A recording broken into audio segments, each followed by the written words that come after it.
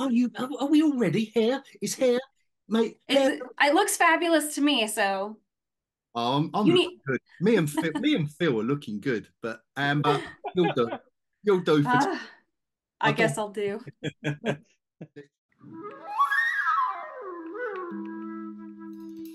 That's all right. Have you both finished? Sorry. Yes. Trying to bonjour here. Okay. Okay. Bonjour away. I don't want to do it now.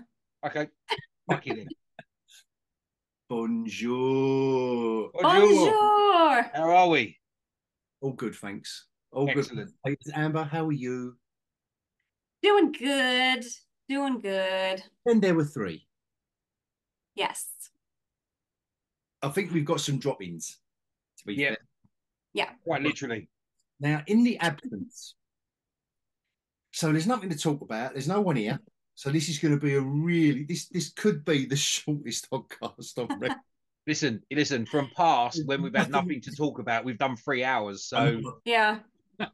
we're actually shorter when we have lots to talk about.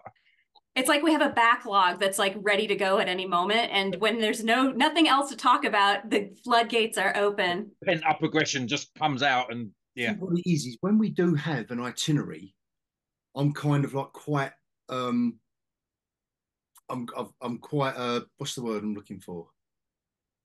Asshole. That as well. Not diligent. I'm quite with the right, and now you say your bit, you say your bit, Yeah. regimental about it. Yeah. When we ramble, it's just let's ramble, man. Let's like You do get quite a way in and you sit back and relax and it's like he's yeah, done. just let Amber talk. No, cut me off. If I talk too long, have you ever seen the Dylan Mulvaney specials or any of those? The Comeback Kid, any of those? They're so funny. One of them, he says, like when he's driving, he drives like like a woman, and he says, when people are honking at me and they're angry at me, I want you to know, I understand. I don't want to be doing what I'm doing either. Like, can't help myself. I feel the same way when I'm talking on the hogCAST, like just now. Like, shut up. Just listen. Well, your little voice in your head. Shut up. I know. I So think because I'm with a baby all day. So I come here and it's like, yay. that's the adult. Well, Yeah, yeah. oh, Phil, Ish. Most. Ish. she's being kind to us. So come on, who wants to? So what we're discussing tonight? What can we discuss? What is there? What are we looking forward to? Like actually, but what I don't mean is, when you see a list of coming out on Netflix, a list coming out on Amazon, you go on your phone and you see what's coming out, and you go, "Oh, that looks all right. That looks all right." I mean, and I know Amber's number one. To be fair, already, I think anyone who's followed the podcast, and yeah, look at her face. Oh yeah, have I told everyone already? Yes, you have. Um, but what is like the two or three ones that really are floating your boat? Like as you're looking at the year ahead, you're thinking, I can't wait. I know the day it's going to be released, like February the 22nd. And I want to know what's getting the gang, well, as it used to be, or just us now, the trio. Um, I want to know what's getting, as the actress said to the bishop, what's getting my juices flowing. So, who wants to kick it off with one of their choices of what they're Amber, do you just want to get it out your system first? I'm really excited about Avatar The Last Airbender coming out on February 22nd. The No. live action adaptation, everything that has come out as far as teasers and trailers has looked really good. I, It has, I agree. yeah, and there's been a few complaints about some interviews that have happened, with the cast and stuff behind the scenes, but we can't deny that the teasers and the trailer look spot on. They look like this, it looks like what we want. So, Yeah. and with past experiences, and I'm not here to poop on M. Night Shyamalan because I think he bit off more than he can chew. He's very aware of it and regrets what he did. Like, not regrets what he did, but regrets taking on the project because it was too much for him. Too big, yeah. But we really wanted a good adaptation, and that was not it. And this is starting to look more and more like it's going to be it. Every day that goes by, it's looking better and better. Like, Now there's nothing about it that I haven't seen that's made me think, oh, they've done that wrong. Even down to the casting. Yeah. The casting is spot on. I know there was a few issues, people moaning about soccer. Yeah. I found out that was because there was a question about whether or not he actually is Native American. Because he's claiming to be part of a tribe that I guess is not an officially recognized tribe, and there's no like record of him being part of it or something like that. Right.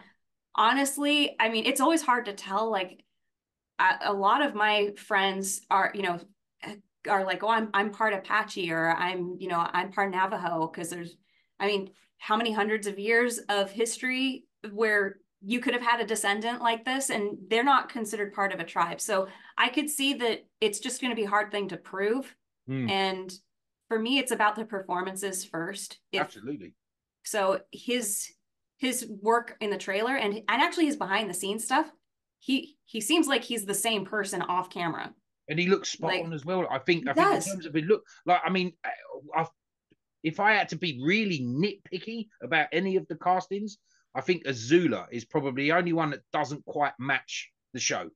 She doesn't look as fierce. Her features are not as... Azula's quite sharp in features, isn't she? In the show. And in this, she's a bit of a rounded face and all that. And that's nothing against, like you say, it's performance-based. Yeah. But in terms of just the look of the casting, I think they hit everyone spot on. Yeah. It's pretty... That's one of the first comments people make. So as aficionados, because you two are right into the cartoon and that as well. But have you, for me, I'm going to be coming at it. Does look good. I'm agreeing. Yeah. Does look good. I'm excited about it. I knew it'd be on your two lists, so I haven't put it on mine. But that doesn't mean I'm not looking forward to it. It just means that I've got more sexy things. So you didn't start watching the animated show? When I text you and said, if you start watching it from now and you do 2 episodes a day, you'll get right up to the 21st of Feb. You didn't do that. Yeah, I didn't do that. I know you can't get enough benders, but me. I've got to admit though, I didn't do that either. I was like 10 days past sending that message, and I was just starting to get about the middle of season 3. That little tip you sent me. I really think you're only going to need to see the first season, though. I don't think you're going to need to see all 3 seasons because they're pretty self-contained. Well, I hope that this is a show that is going to, because Liz is the same. Me and Liz, like when we do the Avatar special on the next hogCAST, me and Liz are going to be coming at it virgin. We're going to be virgin benders. Yeah. And you two are going to be well-worn benders. Yeah. Well and truly bent. Yeah. Okay. And by the way, get used to me giggling at that one. Yeah. Because I feel. That's why I sent that video earlier, because I couldn't. It's like just the prologue of Korra. It was just. And I know it's immature, but I just can't handle it. I'm sorry. It was so funny. I had no idea that was a slang term in Britain. I was like, what are you guys laughing about? And now I get it. And it's not like it's like a playground. It's like a playground thing where you'd go, oh, you bender, in the days before, and that was really in between Z then, wasn't it? That you bender. Yeah. It's just an immature playground thing, Amber. So, and I'm trying to think now of an equivalent. Like, something that gets lost in translation, even though we speak the same name. Yeah. I don't know what it would be. Bender. I don't know what word in America. It's like, I'll tell you what, another example. I was reading a X-Men comic this week, written by he's kind of like he was born in Britain, but he's an American, Chris Claremont, who wrote a load of X-Men back in the day. Now, I'm reading this comic, and one of the characters, suddenly, she's falling through a glass window, in the fight. And she says, and she's a British character, and she goes, bollocks. And she's going through the window. And I thought, and you can't say shit or poo. And you think, oh, but bollocks is all right. And I thought, I have a funny story. Yeah, so Amber, is bollocks not a word? It's not a bad word. Like it's a silly sounding weird word that means nothing.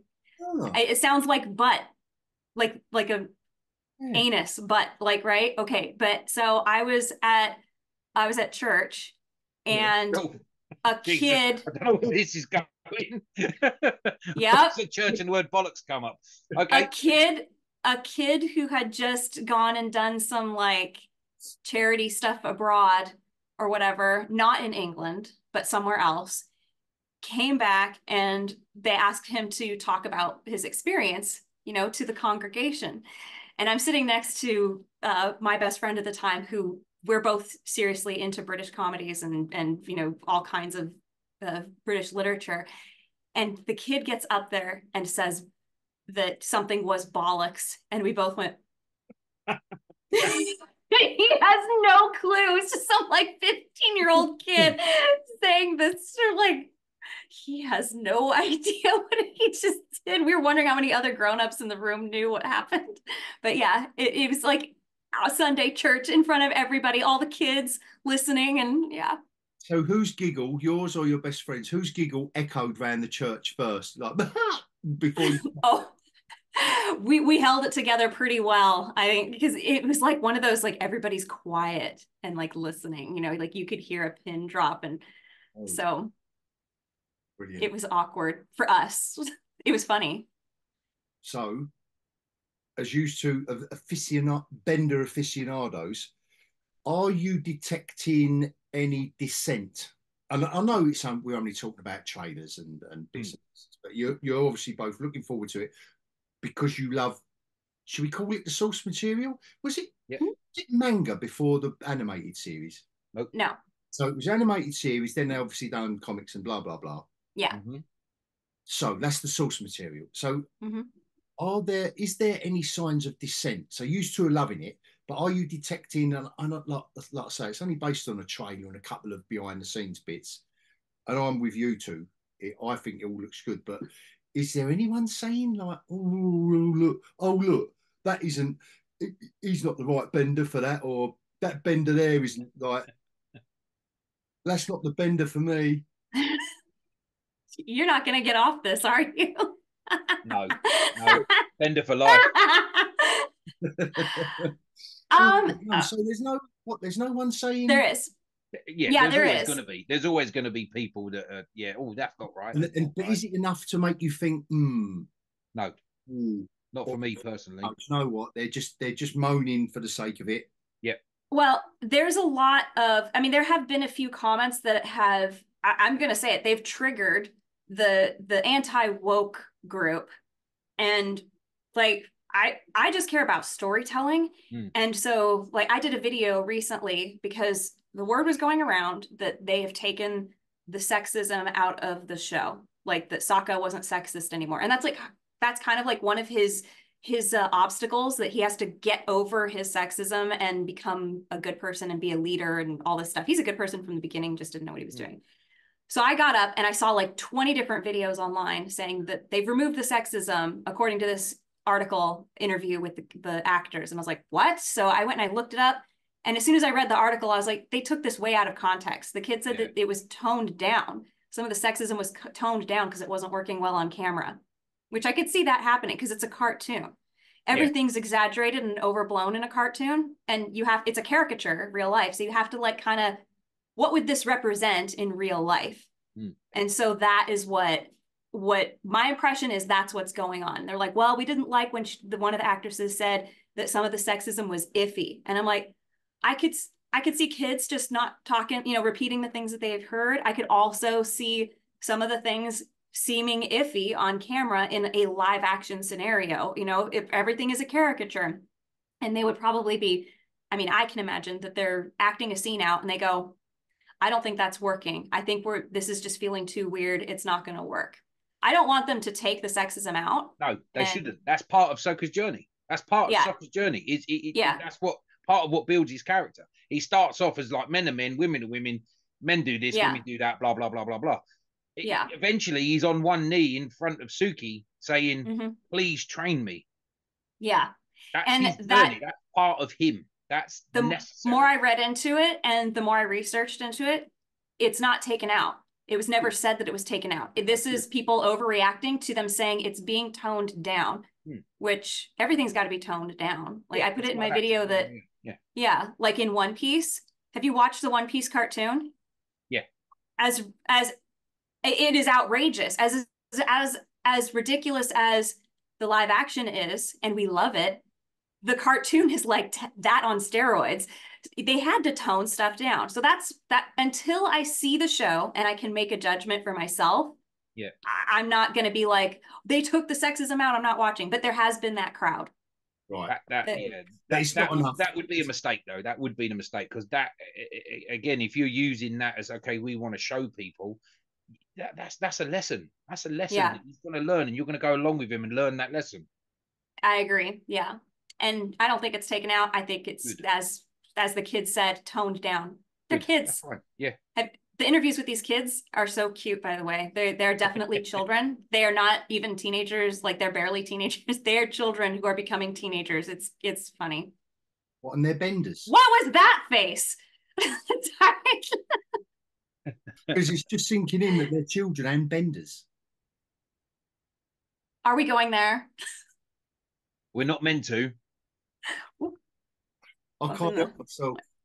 I wish it wasn't called that. I know. When I talk to people about it, I say Avatar, but not that one. This is a new one. Yeah. Not the blue people one. I've just the blue people. And say Bender. Bender. Just say The Legend of Aang. Yeah, that's considered the other title. It's like Avatar The Last Airbender, also known as The Legend of Aang. Yes, aka Aang. Aang. At least it's not Ong, which not Ong. Ong. Yeah, that's what it was in the Shyamalan movie. Everyone was like, "Why would you?" Though, wasn't it? That was that one actress that balls that up. So it was the whole show. They all called him Ong. Even the character introduced himself as, "My name is Ong," and we're like, "Ong? Why would you change the pronunciation?" I guess they're trying to be authentic, but. What's the point in saying it with an accent? I think that's the only Shamalama film I haven't watched. I love it. It feels I like the music was good. Yeah, there's certain bits in that movie that actually I think was done really, really well. Same. Yeah, but overall though, it's like I know overall it's meh. Yeah. So Tayters. Yes. All right. I know you're looking forward to The Legend of Aang. Yeah. As well. That's Amber's choice. What about you? I'm Dune, like all of us. I'm looking forward to Dune, but I would say the War of the Rohirrim is the one that I'm sort of like. I'm. When is that coming out? End of December. That's not a upcoming. Well, you mean for the whole year? Well, he said this year, didn't he? Oh, sorry, he shortened the time frame. No, I think I said I think I even said in the coming few weeks. Did you? Well, you can count it in weeks. What is it, like 48? It's many weeks. That December is many weeks away. All right, I'll take you back then. I don't want to see it. Fuck it. Do you know what? I'm feeling generous because there's only 3 of us, and I need all the friends I can get tonight. So. Yeah. So, let's talk about it.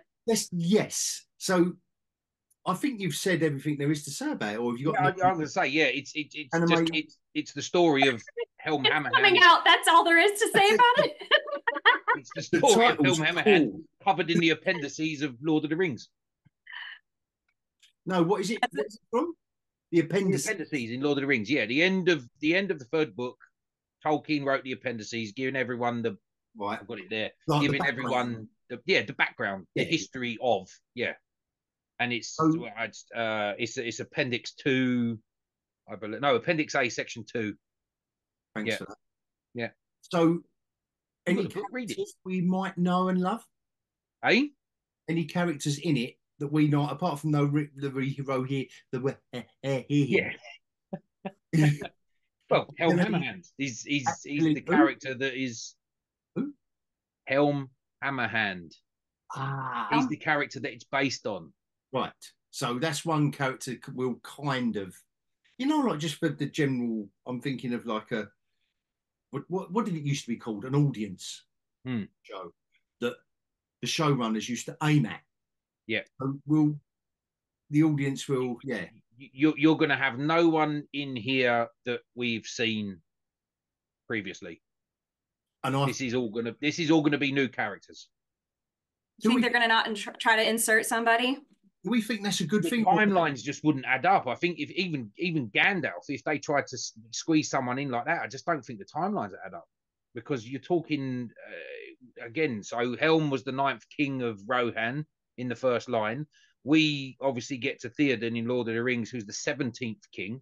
That's a lot of years. That covers a lot of years. Gandalf can do that, man. He can do that shit. Oh, yeah. Yeah, but we know from what was the other Amazon Rings of Power that how can you forget? Gandalf was middle-aged when he appeared. Oh, God knows what he was when he appeared. He weren't Sauron, that's for sure. Looked like a bender, didn't he? Yeah, we got this all night now, Amber.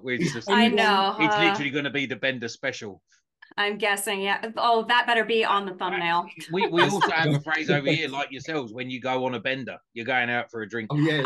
I was aware of that one. Yeah. Well, so you can be a bender. Yeah, and you can go. Or you can go out on a bender. Yeah.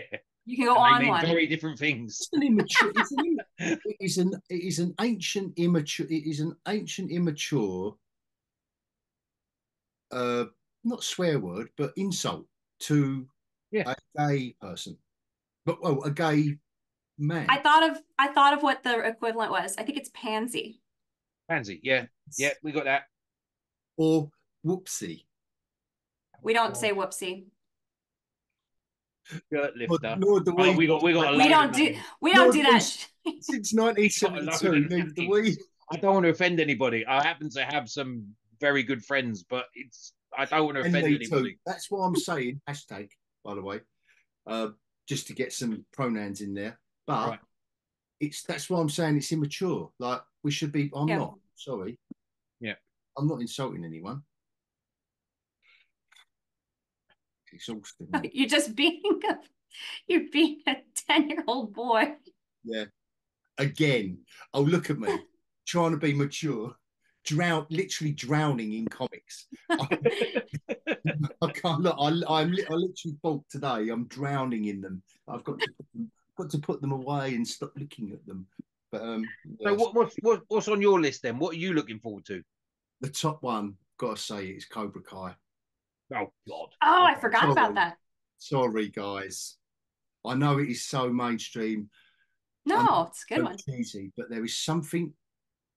It is so unashamedly unapologetic for what it is. Yeah, it embraces, and that's what I love about it. It embraces how they can embrace so much cheese in every episode. And series 5, I think a lot of people got the right up with it, but it just ramped up. You know, like the only other thing I can compare it to, which I didn't watch, but I kind of got the impression this is how it is, Glee. You know when Glee come out? And it was musical theatre. And they didn't try and make it anything other than musical theatre. And everyone's happy and it's a soap opera. And they didn't try and they just embraced it and went with it. And Cobra Kai. Same thing. Done the same thing. I mean, I'm not a fan of Cobra Kai. I watched the first season and I thought that was pretty good. I did like the little twisties that they did with the characters, and that one seems bad now and so on and so forth. But then season 2 come out, and then season 3 was basically season 2, and season 4 was basically season 2, and season 5 was essentially season 2. It was like we got one script. We're just going to change a few minor details. Yeah, it was like. Yeah, and I can't believe what the hopes are for season 6. And I think what it is I'm going to feel safe. Yeah, I feel safe watching it. You know what you're expecting. Yeah, Daredevil. That I don't know if that's going to come out this year. So this is a little bit of a side point, but that is a show that I should be having my orgasm over, but Yeah. I can't allow myself. I can't No. allow. Just look at the pictures of him looking like the sixth member of Village People. My God, I thought he was. What's he going to do? That picture where he's on the railings, the steps. Have you seen it? What I posted earlier on. Yeah. Yeah, I saw. Yeah. Looks like he's going to start doing YMCA, and he's got his leg. He's got his leg cocked up like a pirate. Thought he might have an eye. Arr. What are you doing in that bright red outfit? It's like, oh God, is there no one on set going, ha ha? I thought there'd be at least one person on set, like he or she might get the sack, but just someone go, yeah. What are you doing? Ha ha. That's Daredevil, is it? What are you going to do? Anyway, positive. Yes, positive. Right. So you know what you're getting with Cobra Kai. Yeah, so, I think that's, and I think honestly, I think that's what it is. I know it's going to be like you just said, Taters. The script from series 1, 2, 3, 4, 5, and the characters. There's going to be different characters falling in love with different other characters and falling out with different other characters. Of course, there is going to be a judo tournament, a karate tournament, and there's going to be a bad guy and a good guy. And it's going to be a happy ending because this is the last. See, the thing is, who are they going to pull out this time? I don't know. What's the big bad they're going to get out this time? Because I think they've used them all, haven't they? I don't care because whatever they do, I'm going to love it. So I'm in. Do we know is Hilary Swank in this one? Oh, you're giving me a hard time, and now you're saying that. What, Hilary Swank? Stop saying that. I can't keep demonetizing these videos, you know. I don't know what your problem is, mate. Amber looks lost. Yeah. Swank is another colloquialism I don't know about. Not with the S. Oh, really? Stop it. How old are you? That's the same thing as Hilary the word we discussed earlier about the incident in the church.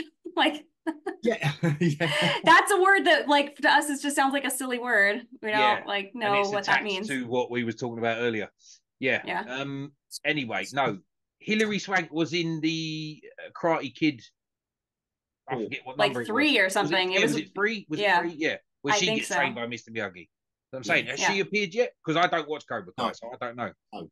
She hasn't appeared. So she'd be the one. There we go. But anyway, so what have we got? So we've got Avatar, The Last Airbender. What was your one?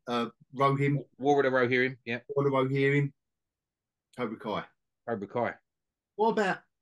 So you've already said Dune 2, and I've got that on my list. We all know Dune. We all know Dune. Are we all saying? So, are we all saying that is not the only film? But is there another one that we're looking forward to, even near that level? Because if we're not, I mean, I was even having a joke with Luke this week about it, saying, because he said, "Oh, Dad, Dune 2's out soon." I went, "Excellent." I said, "We can go to the cinema again this year." Yeah. Because last year we went to see Oppenheimer. This year we're going to see Dune. How sad is that? Because me and him used to go pre-COVID. I know the world has changed since then, but we used to go on average once every 2 weeks, I would say. Yeah. To the cinema. Yeah, same. They're quite regular, yeah. And my God, and it wouldn't just be to go and see superhero or science fiction or whatever. There would be plenty all across the board to just go and see. So, I don't think there's much in terms of movie. I mean, there are movies coming out, but nothing that stands out. I mean, is that Free Body Problem? Is that a movie or a series? No, that's a series, and I don't know how long they're going to make it because it's 3 books. They're not terribly long, but they cover very long periods of time. I found out it's actually, I haven't, but it's on my list of, like, I really want to make sure I read these. Maybe I'll read them after watching the show, which isn't usually what I do. I like to read them before. But come on, you've got to do the book versus series comparison that we expect of you. I know. Maybe I'll just watch the Chinese version. So I've heard that the Chinese, there's a Chinese Three Body Problem show that they produced. Hey, Oh, look who it ain't. Liz.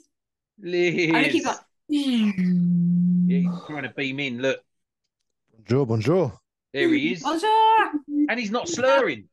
He's not. I'm not. Wasn't that I'm big of alright. a party then, huh? No, It was all right, to be got a higher fair. threshold for alcohol. Yeah, I've got a very high threshold, to be fair, so it's all right. That fast metabolism. Yeah, exactly. It's just a shame that you die at carrying 32. on with it. Welcome, I'm carrying on with it, so I've got another beer on the go, so it's all good. Excellent. Welcome. Perfect.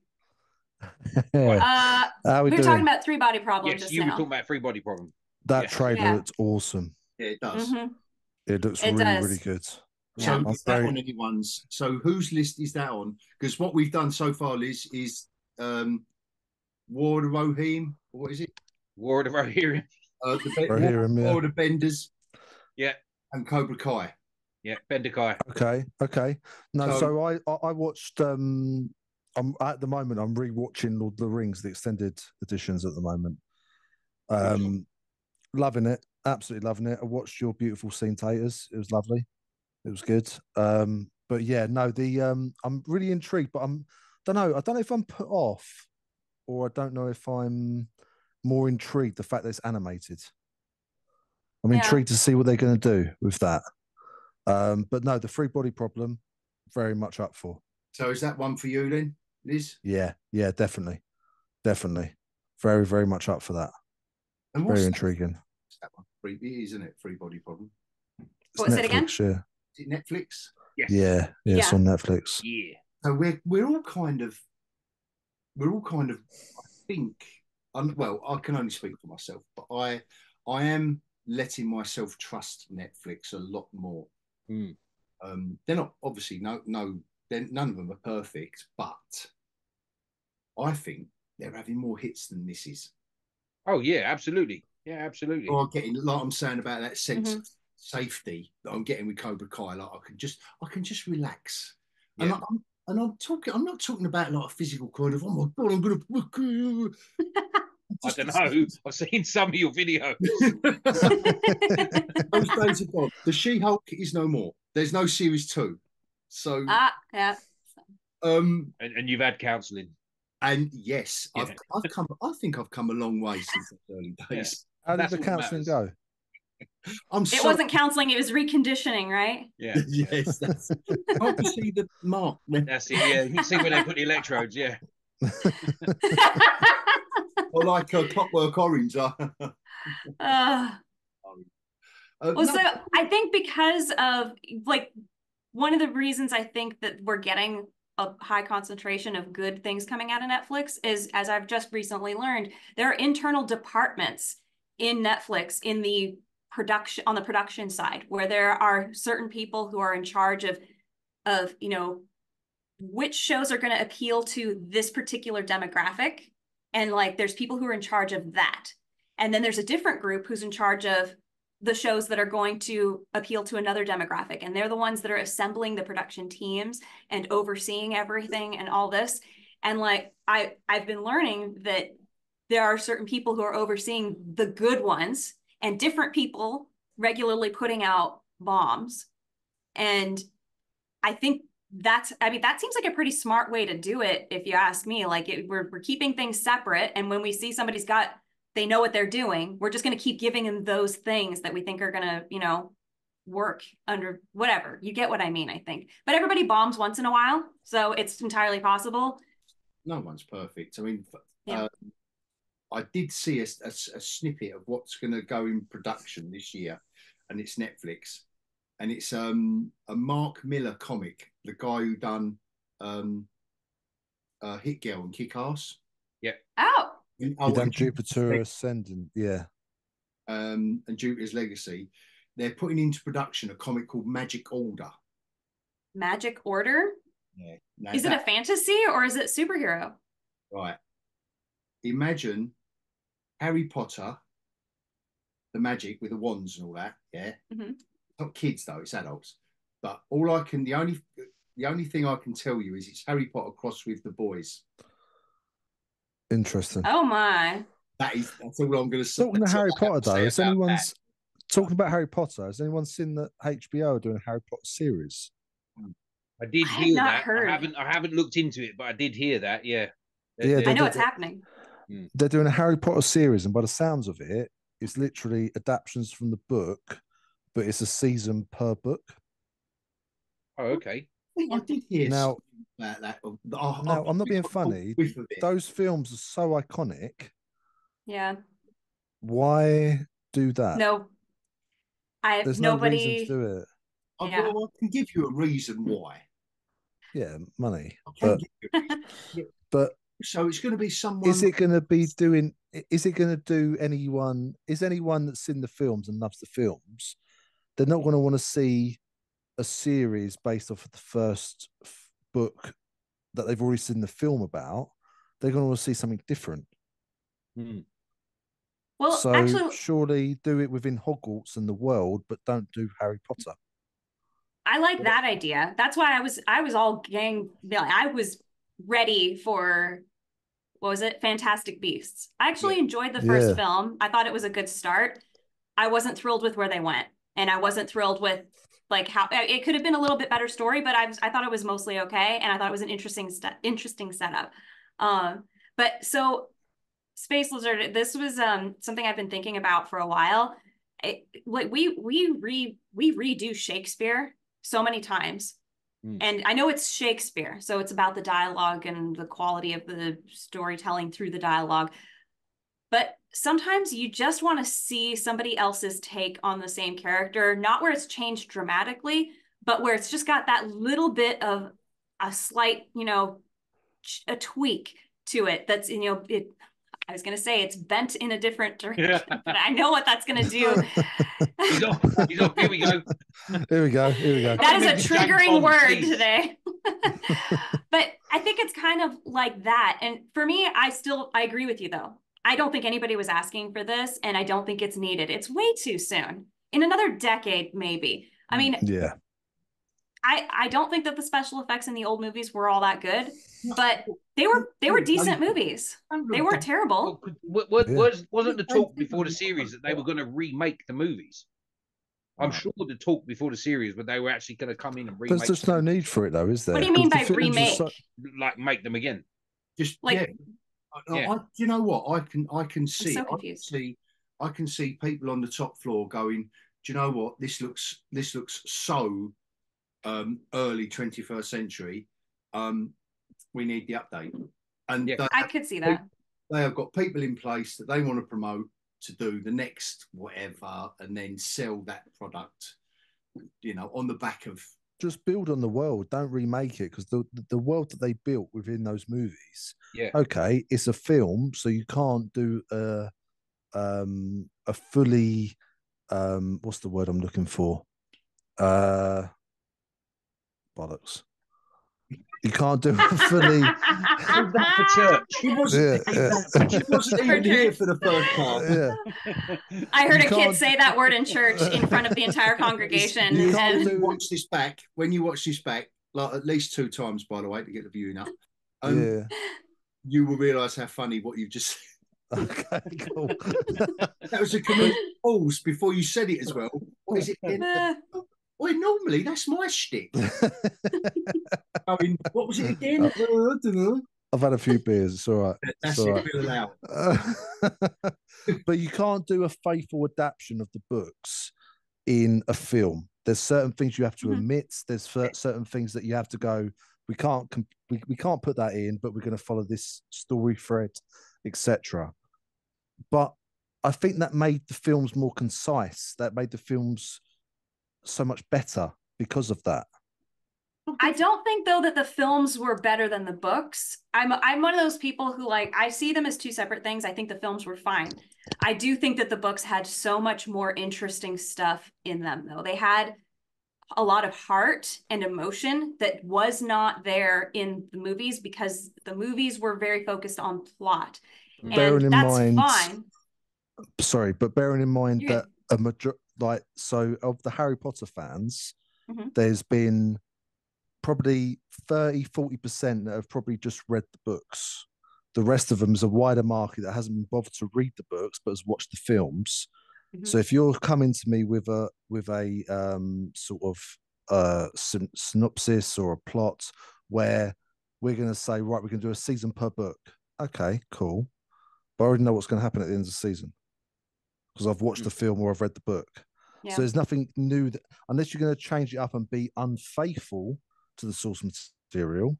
There's nothing that's actually going to make me want to watch that series because I already know what's going to happen. I already know it's going to go because I've either read the books or watched the films. So instead of doing an adaptation of each book per season, give me something different within that world, like what Fantastic Beasts were going to do. Give me something within that world. Set it at Hogwarts. Set it 10 years after. Set it 10 years before. Even set it 10 years after and have Harry Potter as a teacher at the school. Do something like that instead of just doing the sort of lowest common denominator of, oh, we're just going to remake it. I do agree with that, but I have a comment. Go ahead. Yeah. Can we stop talking about Harry Potter? I don't even know how that came up to the subject. Didn't they make a stage show? Yeah. Touring in London. It was like something to do with a child or something, which was it was the cursed child. Kid. Yeah. Yeah. Okay. Okay, so about the theatrical adaptations of Harry Potter now, yeah? Me? Wait until we get the Legend of Aang stage show. He comes. You'll be all over it. He arrives back on the space station, pissed up. You can tell he's got a bird on the firm, can't you? Because he started talking. He's been watching Harry Potter. Yeah. You can tell he's drunk because he nearly said fantastic. Yeah. But, let's talk about Harry Potter. I'm trying to keep it together here. You're not helping me out here. You're not helping me keep this hogCAST, Liz. With your Harry Potter-tastic quips. I was like seeing you get all prickly, to be honest. Oh, you would like this. Yeah, you don't want to see me prickly. That was the whole yeah. Don't make me prickly. You wouldn't want to see me prickly. Anyway. Right. Let's get some decorum back. Are we what? Let's get some decorum back. Yes. Come on. I have a comment. I think are we all agreeing that Dune 2 is the only film we're looking forward to? Hang on, let Amber do a comment. Okay. I'm doing the thing where I'm like, I talk too much. I should just shut up. No, keep going. Okay. Because if you don't talk, he talks and I totally agree with what you said, Space Lizard. They should be doing something else. But I don't think that there isn't enough material in the books to not make something interesting. What the hell's going on? I really don't. I mean, I do. I think there's enough material there. And that's one of the things that people complain about is there was so much fun, interesting stuff in the books that didn't make it into the movies because she created such a rich world and it wasn't translated. Okay, I think I need to shut up. Taters is giving me the look like... No, Liz, I understand it. Liz is absolutely in raptures listening about I am a huge Potter fan. I've got 3 of the books up here, and then I've got all of them. I have about 5 copies of each book. I'm just letting you know that's how obsessed I found a reason when I was a 5th grade teacher to use Harry Potter to teach grammar to my students. I tore pages out of like dollar store books that I got from Harry Potter dollar store books and gave them out to the students. And I was like, okay, guys, we're going to go through and we're going to find all of the dependent clauses. Like, I just wanted to talk about Harry Potter with my students. What's 5th grade? What age is that? 11, 12. We weren't looking for dependents. Yeah. It wasn't dependent clauses. In the UK. Yeah. Is it? Okay, it's here. It's a grade 5, but that's not including kindergarten, which you start at age 5. So it's like 6. Yeah. Ah, cool. Sorry, I think we're banned right now from talking about Harry Potter. Okay, if you want to talk offline about Harry Potter, I'm game. Yeah. Do a Harry Potter special. Yeah, definitely. If the show comes out, we're definitely doing it. There we and go. You guys 100%. Liz, when the command starts. I wait to watch. There we go. When the command starts. When the command starts, man. When the command starts, you got a guest. We have straight away. Be awesome. What, you're going to do your first videos on Harry Potter? Why not? Look at him. Look, he's taking it personally and everything. Look, He really is, isn't he? See, I'm a good actor, and I think I'm a good actor. Yeah, I guess. Oh, anyway. So you two are looking forward to Harry Potter then? No, I'm not. That's what I was just Not saying. looking forward to it, no. I draw that note. What's that emoji? Is there an emoji for that? I have a weird one I'm looking forward to. I don't know if you guys have seen it. I keep on telling you guys to watch it. It's Resident Alien. Season 3 comes out in a few weeks. Oh yeah, no, I like Resident Alien. I do like. Yay! Resident Alien. Yeah, it's yeah, funny. No, I do. Yeah. I started watching it. It come out. It was, Jesus, the first season come out a few years ago now. And I was watching it from season 1. Funny. It is funny, and it's the comedy is very clever, I feel. Huh? What's it about again? I missed this. What? So take it away, it's an alien that crashes into the planet, and he's stuck. It's a reboot of Mork and Mindy, but they haven't got Mindy in it. And his mission is to destroy all humanity. Is literally destroy the planet. Like mine. But he gets stuck in this little town, and he ends up taking place of this doctor. It is very funny. You might be triggering Space Lizard. Yeah. He looks just like you. Might be a relative. Yeah, exactly. Yeah. It's Alan Tudyk. It's Alan Tudyk. It's very funny. Brilliant performance. Performance. What is it he was in before? He's been in loads. Oh, who did it? No, what is he? Wasn't it a sci-fi film? Firefly. It's Firefly, yeah. He's Wash. He's the pilot, Wash. Yeah, I know. Yes. He was also in A Knight's Tale with Heath Ledger. No, that's still not the one I'm thinking about. He had a bit more of a creepy. He was Why am I thinking of something like Wasn't he in a Marvel movie? No, was he not What's his name? Of the main robot in iRobot? No. What's his name? No. He was the robot he was the robot in Rogue One. He played K2SO. The one that slaps Cassian Andor. Yeah. I won't be watching it then. That's the only robot he voiced, as far as I'm aware. Robot in iRobot. No. No, I'll have to catch up on that because that sounds like my cup of tea. It is quite funny. Yeah, it is quite. As good as Third Rock from the Sun. I never watched Third Rock from the Sun, but they're not comparable, man. But there's a lot of pop culture references you'll enjoy. He makes a lot of pop culture references for Gen Xers and older. I think you need to explain to him what Gen X is. Between 81 and 96. All the boomers, kids, and the boomers. Actually, that is Liz. Is that me? What's that? What's Liz? Between 81 and 96. Yeah, that's me. That's me. See? Is it 81 and 96? That's Gen X? No. It can't be, surely. I'm not a Gen X, surely. That's millennials. No, that's millennials. That's millennials, yeah. So what's Gen X then? Well, 80 and before. No. So I'll tell you what, the other thing I'm looking forward to is The Ones Who Lived. Yeah. Oh, that's Walking Dead. That's Walking Dead. Yeah. That's that out one. This month. That's out the end of this month. I've always wanted them to make another Walking Dead series, but from the point of view of the zombies, where it's just like, we're just trying to live our life. There we are walking down the road, and this person comes out, smashes me head in with a baseball bat. It's like... Wait, didn't they do one that was about a zombie who regains sentience, and it's all told? There's a voiceover narration of his thoughts. Yeah, what was that movie? Warm Bodies. Warm Bodies. I never saw it. It looked funny. Did you ever watch iZombie as well? It was based on a comic. It was I think it was before CW went mental, and they was buying they was doing Green Arrow well, and they was doing the Flash well. I might be wrong there, but iZombie was a yeah, it was comic. It was a good one. No, The Ones Who Live though.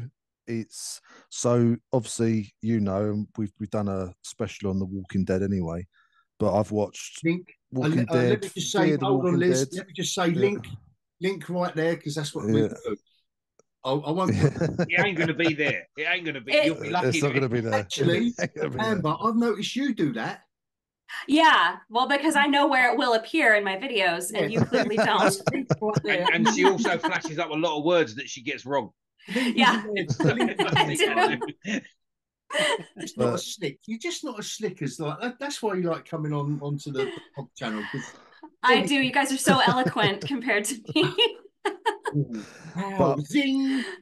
But I must say, out of all the Walking Dead shows that have come out since the main show has stopped, yeah, Fear the Walking Dead was always good. Yeah, it was off to the side, but it was always good. Well Beyond was a part of crap. Yeah.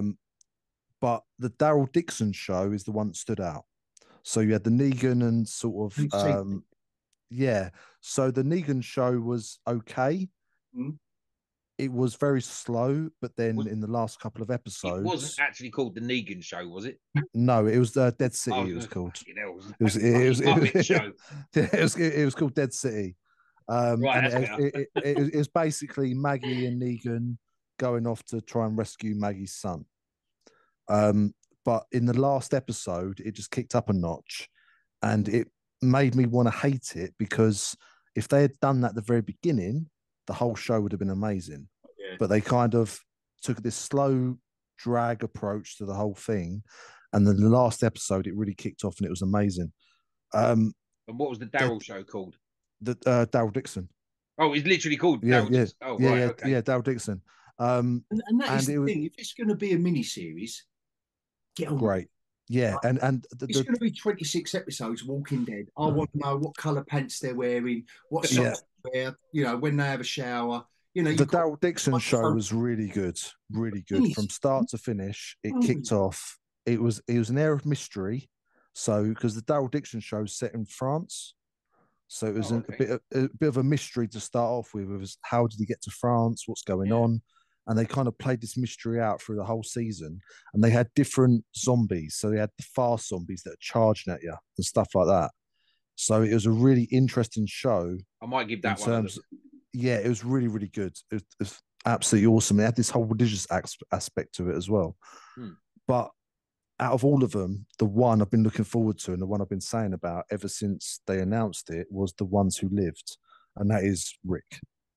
And it shows what happened to Rick, and it's going to be showing where he's been for the last about 10 years, because the episode he disappeared in was midway through season 9 of the main show.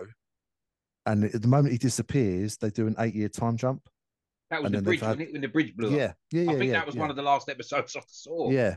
I think it was one of the last episodes that a lot of people watched. Yeah. You're going to get a lot watching it. I think. Yeah, because Luke jumped off at that point as well, didn't he? Yeah, he just went back, Rick. Like a lot of people left The Walking Dead. Yeah, a lot of people left The Walking Dead when Rick disappeared. I thought he was good for one more season. Like really, really good for one more season. Yeah. Really, the final season wasn't great. The final season wasn't the best. But we've had 2 seasons of Walking Dead since then. We've had 3 seasons of Fear the Walking Dead. We've had Daryl show. We've had Negan's show. Now we're getting the one that we actually want, which is sounds really Hollywood, doesn't it? The Negan. I keep having the Muppet show. Yeah. But this is the show that we've actually wanted. Is Where's Rick been? Yeah, definitely. And this is the one with the most hype behind it. The one that any fan of The Walking Dead is the one that actually people want to see. It better live up to expectations. But the trailer so far that I've seen, it is. So based off the trailer, it's living up to what I want it to be. And me. And I hope so, because after seeing the end of Fear the Walking Dead with Morgan's character, so Lenny James, the actor, but Morgan's character, he leaves at the end of Fear the Walking Dead. And how I see it going is they're all going to link up. Yeah. And that's what I think is going to happen. That would be quite sweet. To be fair. It would be because Lenny James's character at the end of Fear the Walking Dead leaves and is looking for Rick again. So is Daryl. That's how we end up in France. He's looking for Rick again. So you got all these different characters looking for Rick. Now we're getting the Rick show. I'm hoping that we're going to see some sort of payoff to that. But yeah, it's been a lot of watching. And I came into Walking Dead late, but it's been a lot of years watching. Yeah. And I'm hoping they're going to do it right and do a good payoff for us. I think they will. Well, I'm looking for, like, the other shows, Negan show, Daryl show. I'll get round. It's like I'll get round to it. I've got to admit, the ones that lived, that is on my list. Cobra Kai, the ones that lived, Dune 2. They're the, couple of series film. And it's only 6 episodes as well, so they can't mess up too much. I hope. Give us 6 episodes a year of a couple of characters or a little story of, I don't know how many franchises, rather than milk those others till they're as dry as a string. Just gently massage them each year and give us the sweet milk. Amber, that's a weird. She's gone. She's lost it. Amber, I really want to say that's what she said right now. Go on, just say it. Just say it. That's what she said. I'm going to clip that. I think that can make a good short, to be fair. oh my gosh, you were on tonight. Yeah, it started with a bender. It did. It's a song, isn't it? Oh no. It started with a kiss. Was you talking about the clip that you sent earlier? It kind of was, yeah. Okay. We was talking to Amber about the snigger in the playground. You're a bender. Yeah. So okay. how particularly how I've got to grow up. So anyway. You ain't grown up so far, mate. So I wouldn't listen, I've just shot my bolt now and told you all 3. So I've got Dune 2, the ones who live, Free Body Problem, and Cobra Kai. That's my 3. So, a Magic Order that isn't out till next year. That's my 3. So, Amber, you've only said Avatar so far. No, what? I said what was the other one? The Resident Alien. Oh yes, I like that. 3 Body Problem. And 3 Body Problem. I mean, I'm looking forward to 3 Body Problem for sure. And Dune. Are we? So, you lot keep digressing. I always stay on track. I never go off track. No, so what I keep trying to ask is, shut up. We don't go. Are we saying that Dune 2 is the only film we're looking forward to this year? I've got one other. Is there anything else? Deadpool. Oh, wait, but is there even a confirmation like that's coming out this year? Yeah, it's coming out. It's the only Marvel film this year. Right. But is that the one you are looking forward to? Or I'm looking forward June 2 is the one I'm looking forward to the most. Yeah. But Deadpool 3 I'm looking forward to purely because of Hugh Jackman and Wolverine aspect of it. Yeah. I mean, I'm looking forward to Kung Fu Panda 4. And we know. I'm actually seeing with Luke and Amber, like not right advice, this Amber, Pen and Reflections Amber, but my Amber. Pen and Reflections. That's not what that's called. The Sword and the Pen. Pen and Reflections, so that's fine. So, it's okay. I thought that was your other channel, Amber. So you've got 4 now, haven't you? You've got. I have a lot. Sword in the Pen Reflections. I have a secret one called the Sword in the Pen Critiques.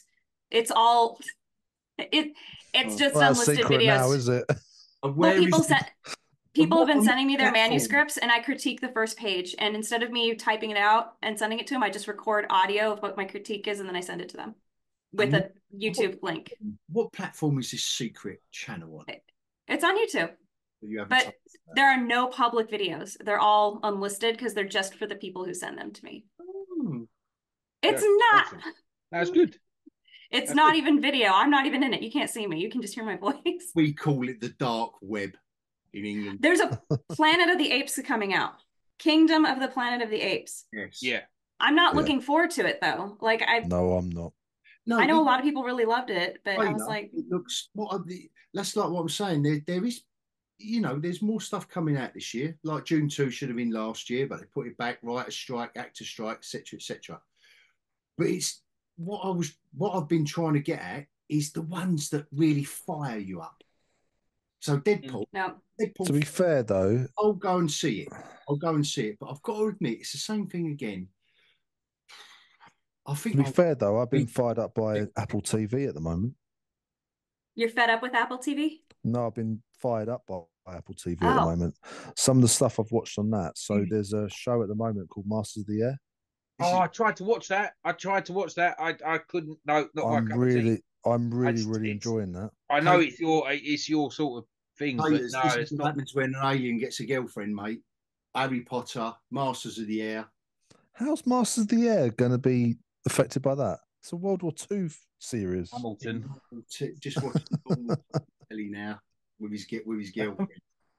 Masters of the Air, I have to watch on my own. Did you watch Monarch? Did you watch Monarch yet?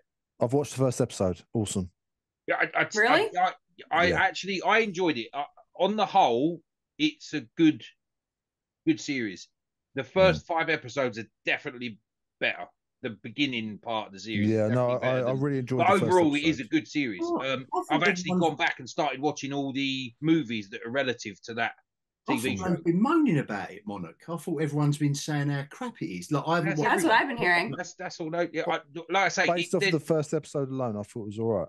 It does take a downturn. It does take a downturn about halfway through. Like I say, the first 5 episodes are actually quite good. There's a lot of time jumping, a lot of back and forth. And then it sort of like settles into its stride, but its stride ain't all that, if you know what I mean. But the other show on Apple TV I've been watching is The Crowded Room, and that's a show that came out last year. And The Crowded Room is awesome so far. Are you curving your screen, Amber? No, I was just moving the camera because I'm sitting lopsided. Sorry, keep going, Liz. That's all right. No worries. We're good. No, it's an old show, but The Crowded Room. I've been watching that. That's with Tom Holland on Apple TV. That's a good show. What are you thinking about the Penguin? Don't want it. No, not interested. No, don't want it. Odd. Wait, I did think it looked a bit odd. I'm sorry. The Joker 2? Wasn't that a thing we were talking about? That's this year. Yeah. Oh yeah, Joker's this year as well. Yeah, actually, I'm looking forward to that. That's up there. All the people saying that it's going to be a musical. I was thinking the last one. I just think that plays into his mindset. That's kind of like his weird dancing movement things that he was doing. It's now like taken a step further. Based on the behind the scenes photos and like videos and stuff, it sounds like, from what I've seen, they're recreating that stairway scene, but with Lady Gaga in it as well as the Harley Quinn. Oh, okay. Which, we shall see. And I've said it before with Todd Phillips and the Joker, the very first Joker movie. Hog will back me up on this. I was so anti it. Yeah. I was so anti it. Yeah, we don't want a backstory. The Joker lives off being this mysterious figure. We don't need to see how he came about.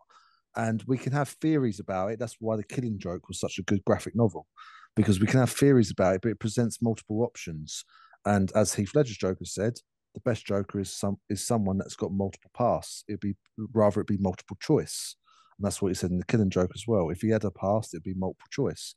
So having a definitive backstory to the Joker was always a bad idea.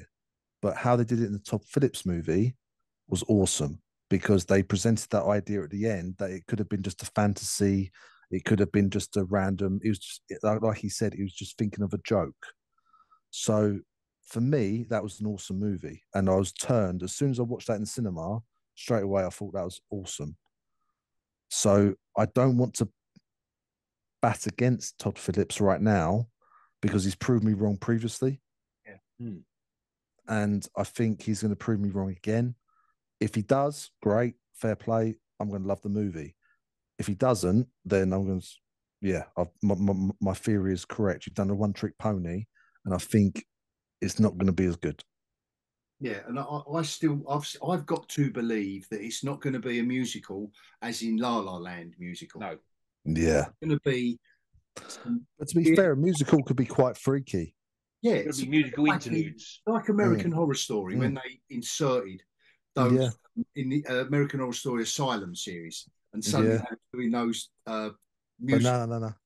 But they're in an asylum, so I think musical numbers. You know, everyone's up in arms about it, but it's just can't. It depends what point of view you're going from, because I think the only way to do a musical effectively is to follow it from Harley Quinn's point of view. So you don't follow it from the Joker's point of view. The story is told from Harley Quinn's point of view. Now, where they will either thrive or fail is based off of how far they go with Harley Quinn's point of view. Harley Quinn's in an abusive relationship. Harley Quinn is someone that loves... No, but Harley Quinn is someone that loves the Joker no matter what, but the Joker will happily big her up and then kill her at any moment. No, that's what I mean. So that is a really depressing point of view to have. It's a depressing point of view. Well, Harley Quinn having her heart ripped out. Yeah, but it's a depressing point of view. But what way to balance that depressing notion of the film and the overall theme of the film with the sort of cinematic side of it, and actually bring it into a musical so the highs are really, really high and the lows are really, really low? It could actually balance out the movie really well. Yeah, no, I'm not a naysayer for it, to be fair. I'm prepared to keep an open mind, like you said, Liz. Where you was down on it thinking, sometimes people can surprise you, but Todd Phillips hasn't done anything yet, has he? In none of the, we're only going by hearsay and gossip and a few set photos. But I've got to say, I haven't seen anything yet that's really made me go, what? But before you beamed down, we was mocking that photo of Daredevil on the stairwell. Oh, mate, don't get me onto Daredevil right now. I'm annoyed. Because I'm really annoyed. Now that we can mock, but like I'm saying, let's get anyway. Let's not do that this time round. Let's some stuff we're looking for. But there's not much in terms of movies, is there? There's not much in terms of movies. No, I mean, that's not to look forward to. That's what I'm trying to drill into. Yeah, like, it's quite. Yeah. There aren't there films that, I mean, I'm sure I watched a trailer for a couple of bits like in the last few weeks, and I thought, oh, that looks good, and then it says on Netflix. Now that's no problem. Don't get me wrong. Or that's on Amazon. It's all right. We've got Rebel Moon Part 2 coming out. Who? Rebel Moon Part 2. Oh, yeah. I suppose if we have to. This is supposed to be the discussion of things we're looking forward to. And then when do we get the director's cut? A what? The 4-hour special. When do we get in the 4-hour special? Yeah, probably end of the year. End of the year. Oh, probably. Actually, I've just remembered something. I read an article, it was a few days ago. You know they're making a Dune TV series, didn't you? No. What? No. No one knows. Right, okay. It's meant to be coming out in autumn. You're like, yes, I got this one. Go ahead. Okay. As Danny Zuko said from The Last Airbender, tell me more. It's, I've got to remember now, Jesus. It's based around the sisterhood, I believe. And it goes into the background of the sisterhood. I think it's called Dune Prophecy, if I remember rightly. Yeah. And it's due out this autumn. I don't know on what. I'm not sure. Is Villeneuve going beyond upcoming science fiction television series? It's going to be on HBO. It's HBO, right? Oh, cool. Okay. Yeah, and it's about the sisterhood, isn't it? Bene Gesserits. If you got it there. I'll pull it up. I just looked at the highlights. Oh, okay. Okay, hang on. It was only a short. Loading. Can we do a bit more research? Like, so we're slick. Like, come on. Taking place approximately 10,000 years before the events of Dune, it will focus on the origins of the Bene Gesserit. Cool. Is Villeneuve going past Dune? So obviously Dune Part 2, I'm guessing, is the end of the first book. Yeah. Is that correct? Yeah. That's what we're thinking. That's what we're thinking. So, Dune Part 3 is going to be the other two books combined. That's what we're thinking. Is that confirmed? No. Not I mean, that we know of. we confirmed it, but we don't know if we're right yet. We're letting them know our requirements. We'll have a word, yeah. We'll have a word. My question is, because I've never read the Dune books. My question is, will that be a satisfying ending? That's my question. But because it's part of a series. In my opinion, if there was never any other film, this next film, if they just go to the end of the first book. And that's satisfying ending. Well, oh yeah, for Dune to Part 2, it will feel like that's the end of the story. It's a very it's conclusive. I don't know about you, Amber, but it's a bit. You get to the end of Dune 2 if they just do the book, but it's not like they're leaving threads or any other cliffhangers. But it's a bit. But that's because it wasn't done back in the day when it was written. It wasn't done that way. You remember when they got to the end of the first Star Wars film? And you thought that was it? That could have been it. If that one film came out and there was never any other films, you could have watched that again and again, and you could have let your imagination go and thought about, where did Darth Vader come from? What did Luke do afterwards and all that? But they pursued it in film form. Well, I think when you get to the end of Dune, I think you can wonder. And obviously, there was more books that come along, but I don't think. No, in answer to your question, Liz, no, it will be satisfying. I think. Cool. Yeah. And that's all I want from this. That's all I want from this. Again, you can trust Villeneuve. I think. Well, on the basis of the first film, like we're saying about Todd Phillips with Joker 2, he's done nothing to make us doubt him. The same as Villeneuve. I mean, I don't think he's put a foot wrong with anything so far. Has he done a? Has he had a shitter? Who? No, I was not impressed with there was one about, oh gosh, it had the guy who played Logan in X-Men. What's that guy's name? Come on, what's the actor's name? Hugh Jackman. There's a movie that came out that had him in it, and it also had Jake Gyllenhaal in it. And Jake Gyllenhaal's a policeman. Prisoners. His daughter. I was not impressed with the last third of that movie. Actually, I remember you saying this before. Yeah. But I don't know. I don't know. Well, yeah, I think it's fine, but I felt like I wanted something so much more in that ending. But that's just a me thing. I don't think it was terrible. I just think that it could have been better. Actually, you know what? My review is pretty harsh because I was so impressed with the beginning of it, I think. The beginning was in retrospect. Awesome. Yeah. To be fair, I enjoyed that film. It was just, I don't know. Same. I did enjoy it, but I would never put it in. It's almost, I enjoyed it. I've watched it. Now I'm done. I'm not going to think too much of it. I thought The Arrival was really underrated. Yeah, I love that movie. Because he done Blade Runner 2049 as well, didn't he? Yeah. Mm-hmm. Yeah. And that, and to be fair, that was underwhelming. What, I enjoyed it, but it could have been so much more. I'm going to have to watch these two movies one day. You know, okay, so I think that Denis Villeneuve, he has art film tendencies in his style. Wow. But he will take on these big epic projects like 2049 and Dune and even Arrival. Like that was a pretty epic, that had an epic feel to it, but it also had like, this is an art film sort of feel to it. It was very emotion driven. And yes, thank you. And which is interesting because in Dune, that's probably his least, I would say, out of all of them so far, but it's just because there's so much more story, I think, that has to be told. But he gave it that thing that I think the original movie needed, the David Lynch version. And that was that it didn't feel like you were trying to cram as much story into this. It felt like you had the heart in there too. So even though I'm not impressed with Timothée Chalamet's performance, I'm a critic of that in Dune. I'm not impressed. But I loved everything about the movie. I feel like his delivery is a bit monotone, but I would say. Right, now you've said that, Amber, don't you think, what is it about Kyle MacLachlan? Why can't I remember names, but I remember him in the first Dune film. And he was well old, right?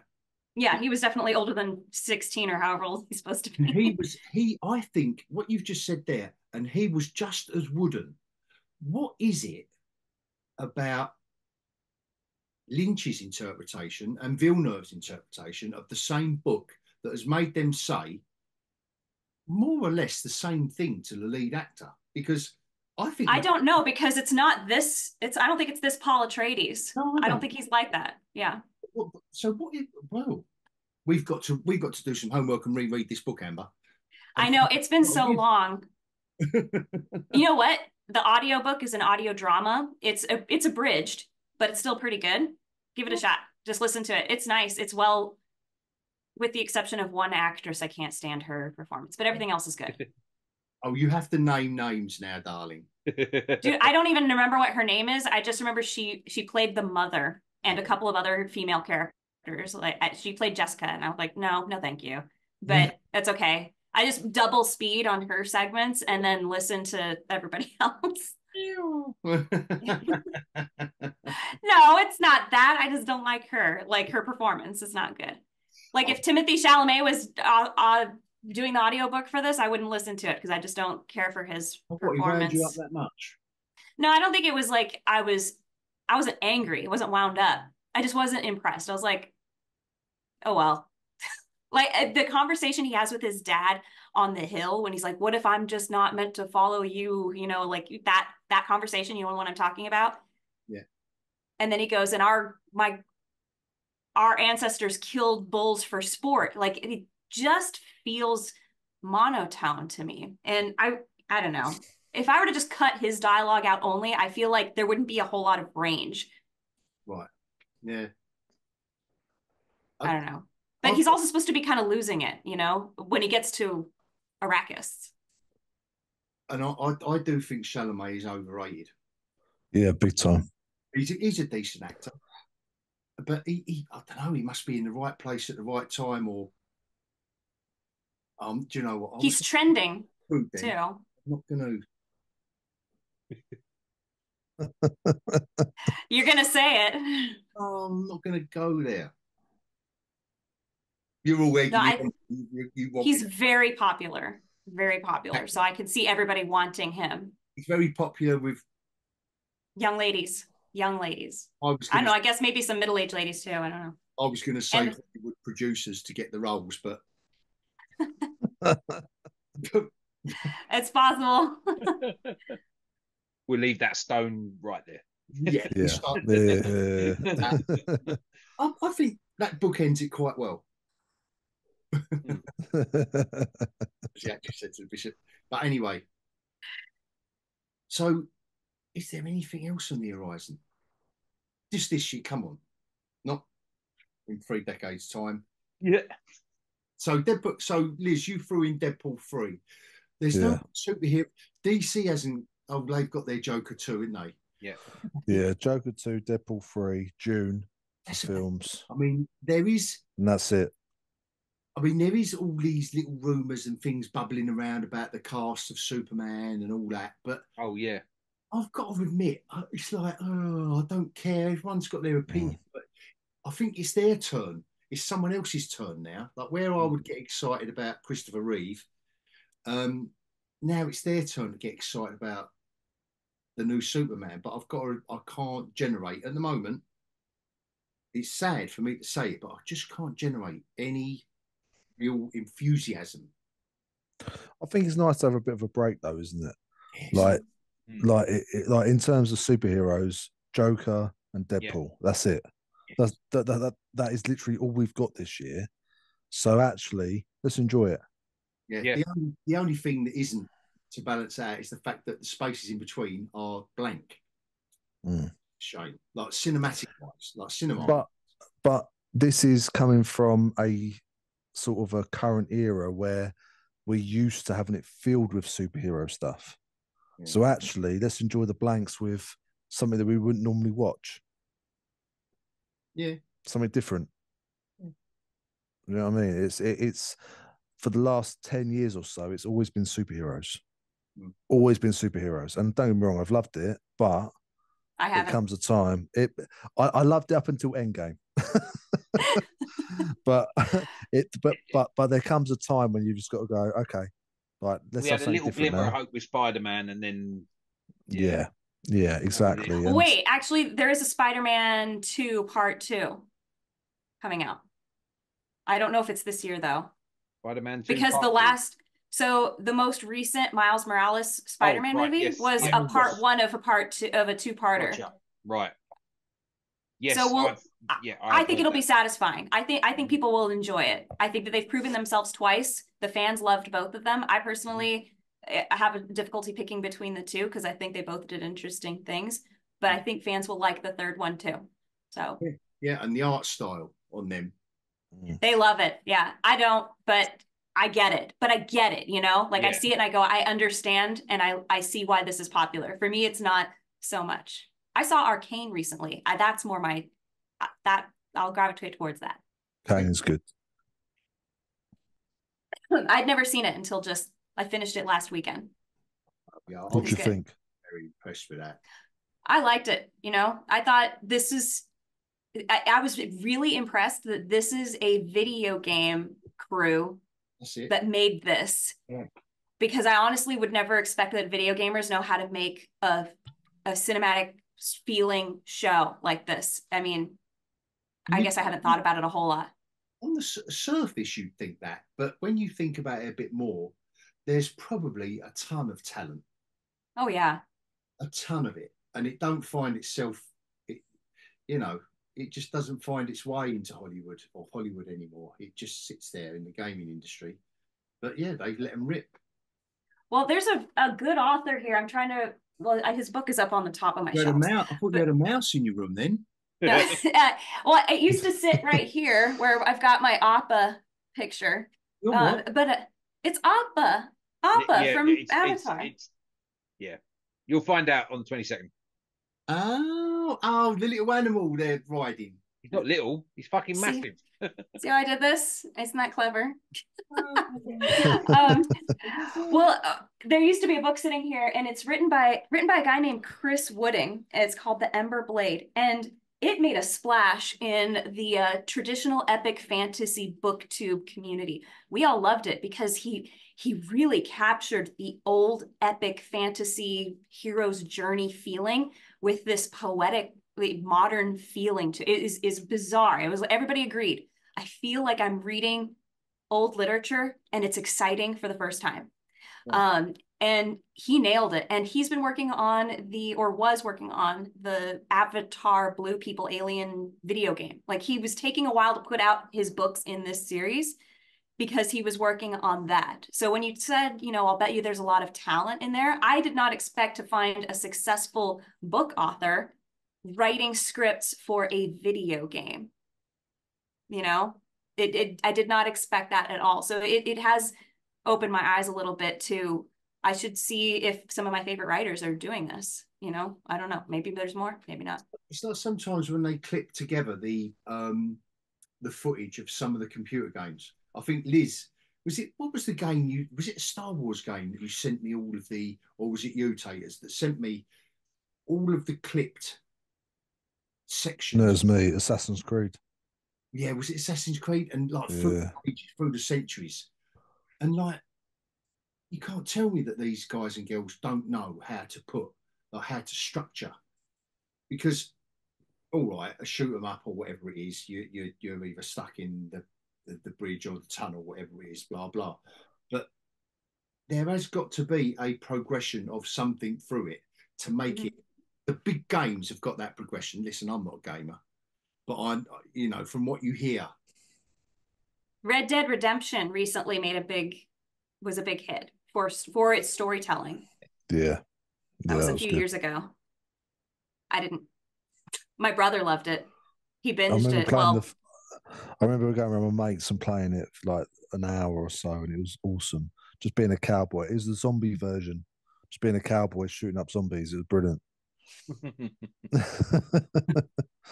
So that's our looking forward to bit. Yeah. What is going to be, choose one thing that you think is going to be the suckiest. Roadhouse. Oh, wow. Really? Roadhouse. Bastard, I was going to say that. My only question, are we all thinking why? Yes. Yes, 100%. Because it wasn't the greatest film. Listen, it was a decent. It was all right, but it's not a film. For when it came out, it fit nicely for when it came out. Yes, it was of the time. Of the time. Yeah. But anyone that knows me knows I'm a big UFC fan. Yeah. And I've trained in it. I've done it. What they hate aliens? They allow. Yeah, but I hate Conor McGregor. I always have done. He's always been an arsehole, and I can't stand him. And this film, okay, cool. You've got a UFC event in there. You've got Jake Gyllenhaal. Conor McGregor, man, I can't stand him. That just put me off straight away. Can he act? The whole reason is just because of Conor McGregor. Yeah, so for you it's personal. A little bit. But no, I can't stand the man. But at the same time, the film just doesn't look good. Just doesn't look good at all. Oh, I've just remembered a movie that I am actually looking forward to. Talking about throwbacks from The Fall Guy. Oh yeah. Someone else that Liz don't like, Ryan Gosling. You know what? That trailer. Yes. I am looking forward to that because that looked very funny. Yeah. I will allow it. Yeah. Bloody Ryan Gosling. I missed that one. I wasn't a fan of Gosling until he did Blade Runner, to be fair. 2049. Yeah, and I think that is the role that suits him because he isn't the best actor. But I don't know why he's so hyped. He looks like my cousin, so when everybody's like, "Oh, he's so hot," I'm like, like when Arnie did Terminator, he didn't have to. It was the perfect role. Yeah, perfect. You know, if you got to act, no. Oh, he's acting so robotic. So I think he has a charming real life personality. Have you ever seen his interviews? Who? Arnold? Ryan Gosling. Oh. I think that might be maybe like he's one of those. He's sort of like Chris. Come on, who's the guy who was in Guardians of the Galaxy? Chris Pratt. I think he's probably like that. He's charming off camera. People just like him and they want him in his movies so that we can work with him. You know. He's a very generic fit. Ryan Gosling, same as Chris Pratt. Yeah. They've got that thing. So yeah, I was the same as you, Liz, with Ryan Gosling, but I got over it after the No. You've impressed me now, sir. What was the movie that he was in where he's with Steve Carell and Steve Carell is like just recently divorced and Ryan Gosling is the playboy who's gonna like teach him how to be a playboy too? That was funny. Love Actually? Was that what it was called? I don't remember. It was something. Okay. What he did British comedy. Crowe, The Nice Guys. The Nice Guys? That was great. Oh no, I didn't see that one. Oh my god! I thought you were talking about The Other Guys. My family loves that movie. That's great as well. Yes, and Mark Wahlberg. Yeah. Oh my gosh, that part where he goes into the ballet studio gets me every time. I like the bit with the wife when he first goes home and he goes, "Yes." Are you joking? No. And he goes, "What are you wearing?" Like, and he's really stating. He's going, you know, you look like a whore, and he's looking. He's going, "Oh, come on, this is a joke." Yeah. You know what? That whole movie is really funny. Like the part with just the intro, the whole beginning part with Samuel L. Jackson. Yeah, brilliant. Jump off the top of the building. Jumping off the top of the building. Oh my god. Do it. And the Rock. It's The Rock as well. The Rock. Yeah. It's Samuel L. Jackson and The Rock. Oh my gosh. But no, it was called The Nice Guys, and I think it was the director of what else did he do? The bloke who was in Predator, and he turned director and writer. Anyway, but it's a great actioner. Oh, talking of Predator. Great action film, Nice Guys. Talking of Predator. It's like a buddy movie. He wrote He's not gonna let you talk, Liz. He wrote Lethal Weapon. Anyway, go on, Liz. Carl Weathers. Oh yeah. Oh yeah, Carl Weathers part. Yeah. Oh gosh, now we're all sad. Yeah, Thanks. that was prick. I just had to give him a little bit of a shout out there. No, yeah, he's interrupting me to say Bless that. Yeah, no, that is a shame. But no, he done some great movies. Done some great movies. You remember a bad one? No, I don't either. no, I don't either. Rocky 2. Yeah. All the way up When he to was in Predator, Rocky 4. even when he was Chubs with Adam Sandler, it was Yeah. Mandalorian 1 and 2. Yeah, no, that's a shame. Yeah. That's a shame. Oh well, the freeze frame now. Yeah. But no, there is a lot of films coming out this year. There is a lot coming out. It's just none of it's really let's go to the cinema and watch it, because like on the superhero vein, again, that's what I was trying to drill down into. Yeah, I know. There's, again, like, so Kraven the Hunter, that's in the superhero vein, but I don't even know if I'm going to bother. Is that this year? Yeah, that is this year. I thought it had already come out, to be honest. I mean, I thought it had already come out. I thought it had been gone. No, I think it's August. I'm pretty sure it's for August or September. I can't remember now. I know it's sort of, that sort of time, but I don't know if I'll bother. I really don't. And haven't we got another Ghostbusters film this year as well? Yes. Yeah. No interest whatsoever. Frozen something or another. Yeah. The last one done all right though, didn't it? The one with all the women? No, not that one. Jesus. That didn't do well. The last Paul Rudd one, wasn't it? Yeah. I thought that done well for, like, you know, as a and you got Venom, and you got Venom 3 this year as well, haven't you? But see, we're thinking of ones like these are coming out, and most of us are going out. Oh, I forgot that's coming out. Yeah. That's the point, you know. There's nothing that's really sort of like, I want to go and see that beyond what we've already said. Everything else is just meh, and you forget. Trash. It's trash. I just thought this might be a problem in advertising. A lot of us are watching shows on Netflix and HBO and I guess Apple now. And we're not getting commercials for other shows except for those that are for that streaming service, right? Yeah. So when we say what's coming out in theaters and we're going like, I have no idea. Is it because we're not hearing about it that we're not interested in it? Watching Could be. Everything is so fragmented. Yeah. When on social media and the buzz. If you don't catch the buzz or the trailer.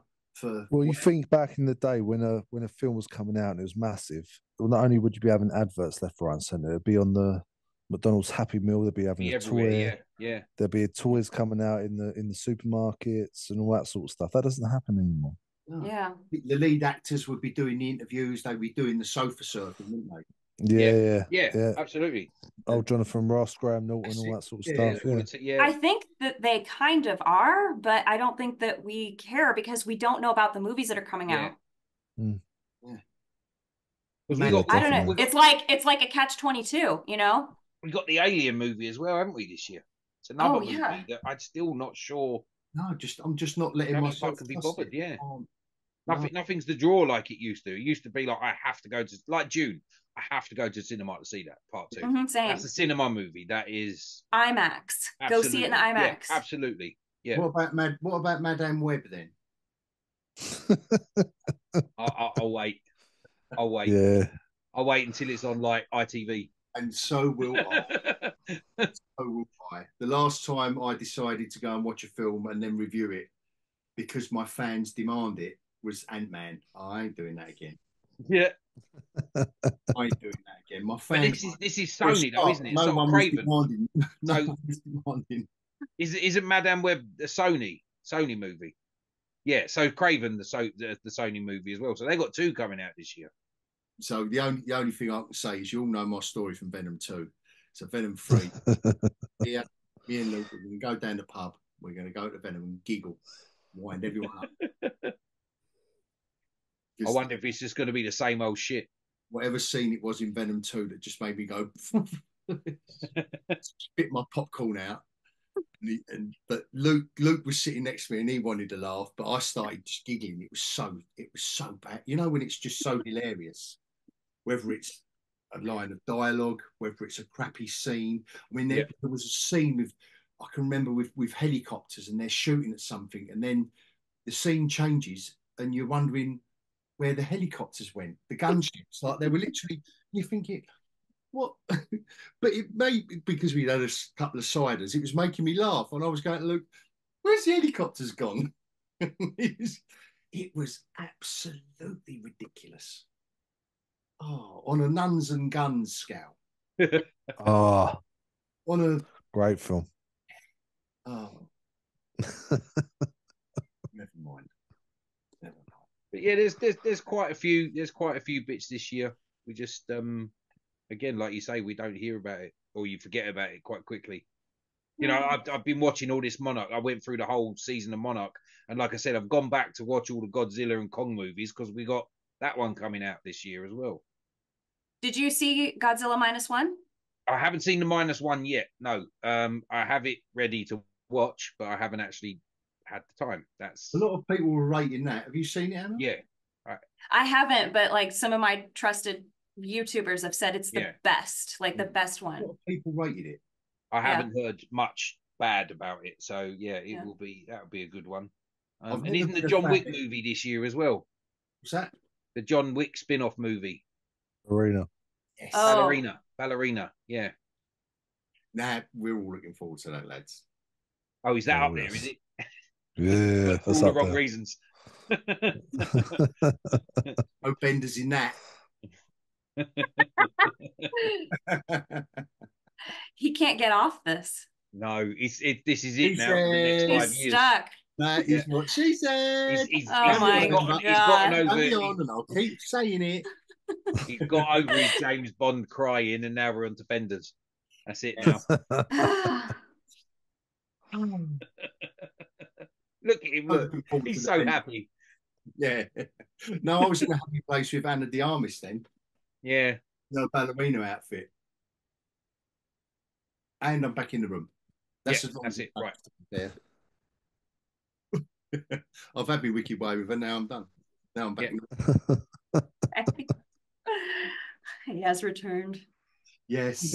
Oh, well, any more bombs? My one. I think the suckiest is going to be Madame Web for me. Yeah, big time. Suck hard, that. Yeah, see, I'm torn. Yeah, go on. Like I say, Roadhouse. I really think that's going to. I think that is just going to be. Yeah. Are you thinking Roadhouse with Jake? Your favourite? I can't see it. I just think it's going to be shit. Yeah. Madame Web is definitely going to be shit, but I don't know. Roadhouse for me is just there's something about it that's not hitting at all. Have you got another call, Amber? As in, I think is Stranger Things the final season coming out this year? No, the following year. Sure. Oh, okay, then that was the one that I think the last season I saw a few episodes of it that I enjoyed, but I didn't watch the whole thing because I hadn't watched the whole thing. That's in the seasons 2 and 3. I saw season 2. And I saw season 3. Whatever. Either way, the most recent one I wasn't super interested in because the season before I was like, eh. Yeah, I heard it's better. Season 4 is the best season of all of them. Of all of them, even better than season 1? Yeah. For real? Okay, that's the first time I've heard that. Yeah. No, maybe I am more. I think it was you guys who told me to watch it. Yeah, I think we've discussed it before. Yeah, and it was Liz again. Okay. Maybe he was drinking that night as well. I'm not sure. What you guys thought it was the best too, or just good? No, I enjoyed it. I did enjoy it, but then I also enjoyed season 3 as well. So I honestly thought it was better than the previous 2 seasons, on par with season 1. At least on par with season 1, if not a little bit better because of more of the spectacle of it. It was good. Because I just think it's so hard to keep doing these sequels and taking the kids, like they're getting older, their story is not as innocent and charming anymore. And that means that the heart and charm that was there for season 1 is not there. Do you know what I mean? It's like a different type of show now. Yeah. That's the impression I get. I get that. So season 4 was definitely at least on par with season 1. But season 4 was probably the strongest, I think, in terms of development and the characters that they had involved in that. Because you had the rock guy. What's he called? I can't even remember what he's bloody called now. The rock guy. The rock guy. Eddie. Oh, yes. Yeah. He was quality. You was in the same. I was thinking Fantastic Four. I was thinking of cool. No, wait, you mean Eddie was quality. The villain? No, am I right? No, he's into rock and roll. Yeah, okay. Yeah. So you had Eddie. He was a great character. But the villain Vecna was even better. Yeah. It was a good villain to have for the season. Very, very good villain. All right, maybe I better give it a shot. It's worth it. I mean, the last episode. How long was that last episode? It's like 2.5 hours long, isn't it? That last episode. Yeah, I don't know why. I'm remembering now, and I was thinking, why did they do that? But I think overall, I mean, I thought that was quality. All of them. Like, but what Amber said is true. The only thing is with the last series, if they try and make it look like they're still only a year older than they was in series 1, which I don't think they're going to do. That's going to just look like shit. We do want to see, but if they leapt forward a bit, I wouldn't mind that. And just embrace, like, again, just don't be embarrassed about the show you're trying to tell the story for. Like, just give us the characters when they've, Yeah, definitely. Do that. Just do, because I don't think they've really.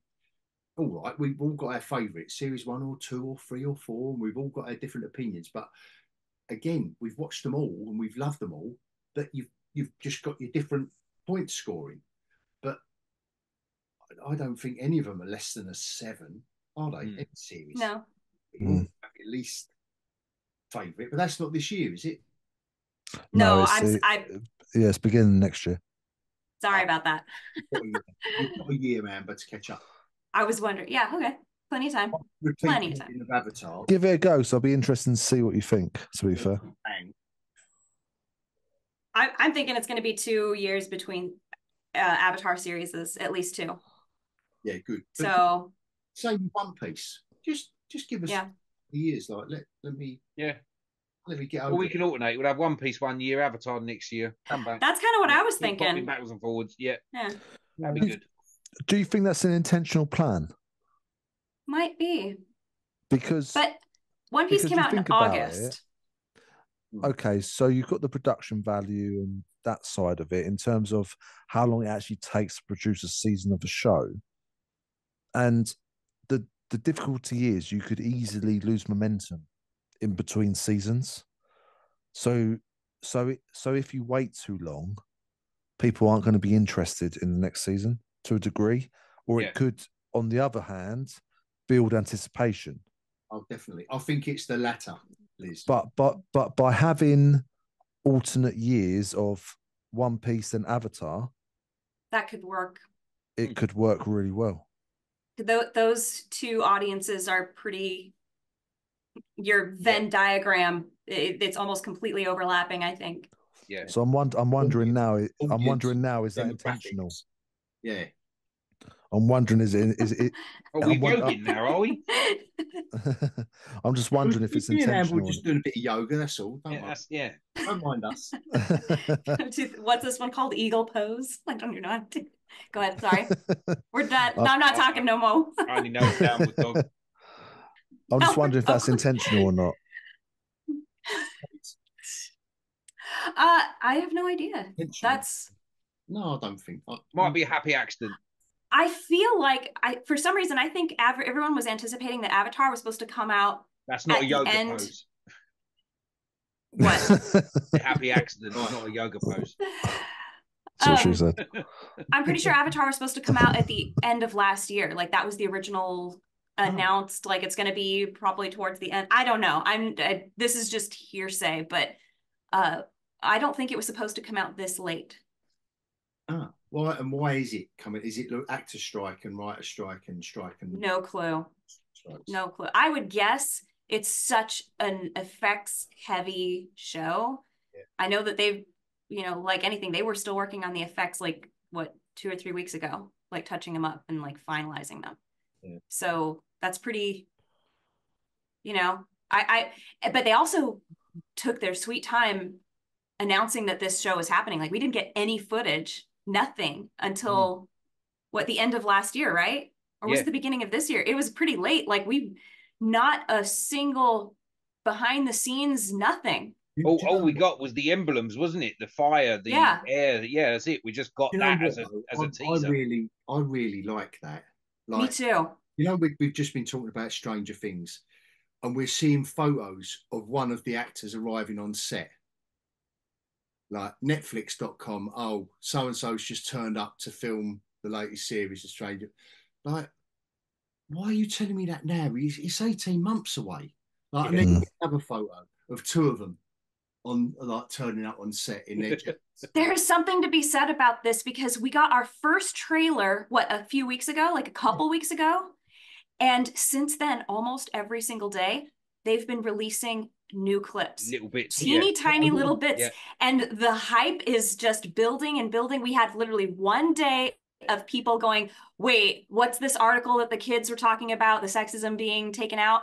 And then like 2 days later, we had another clip that came out that kind of like quashed some of the, not that particular argument, but some other other concerns people had. And we're like, this looks like Avatar. Like it was Katara and Aang like splashing around and like having fun or something like that. And we were like, it's looking more and more like what we want. And every day, everyone's getting more and more excited. Like just yesterday, they released a behind the scenes thing.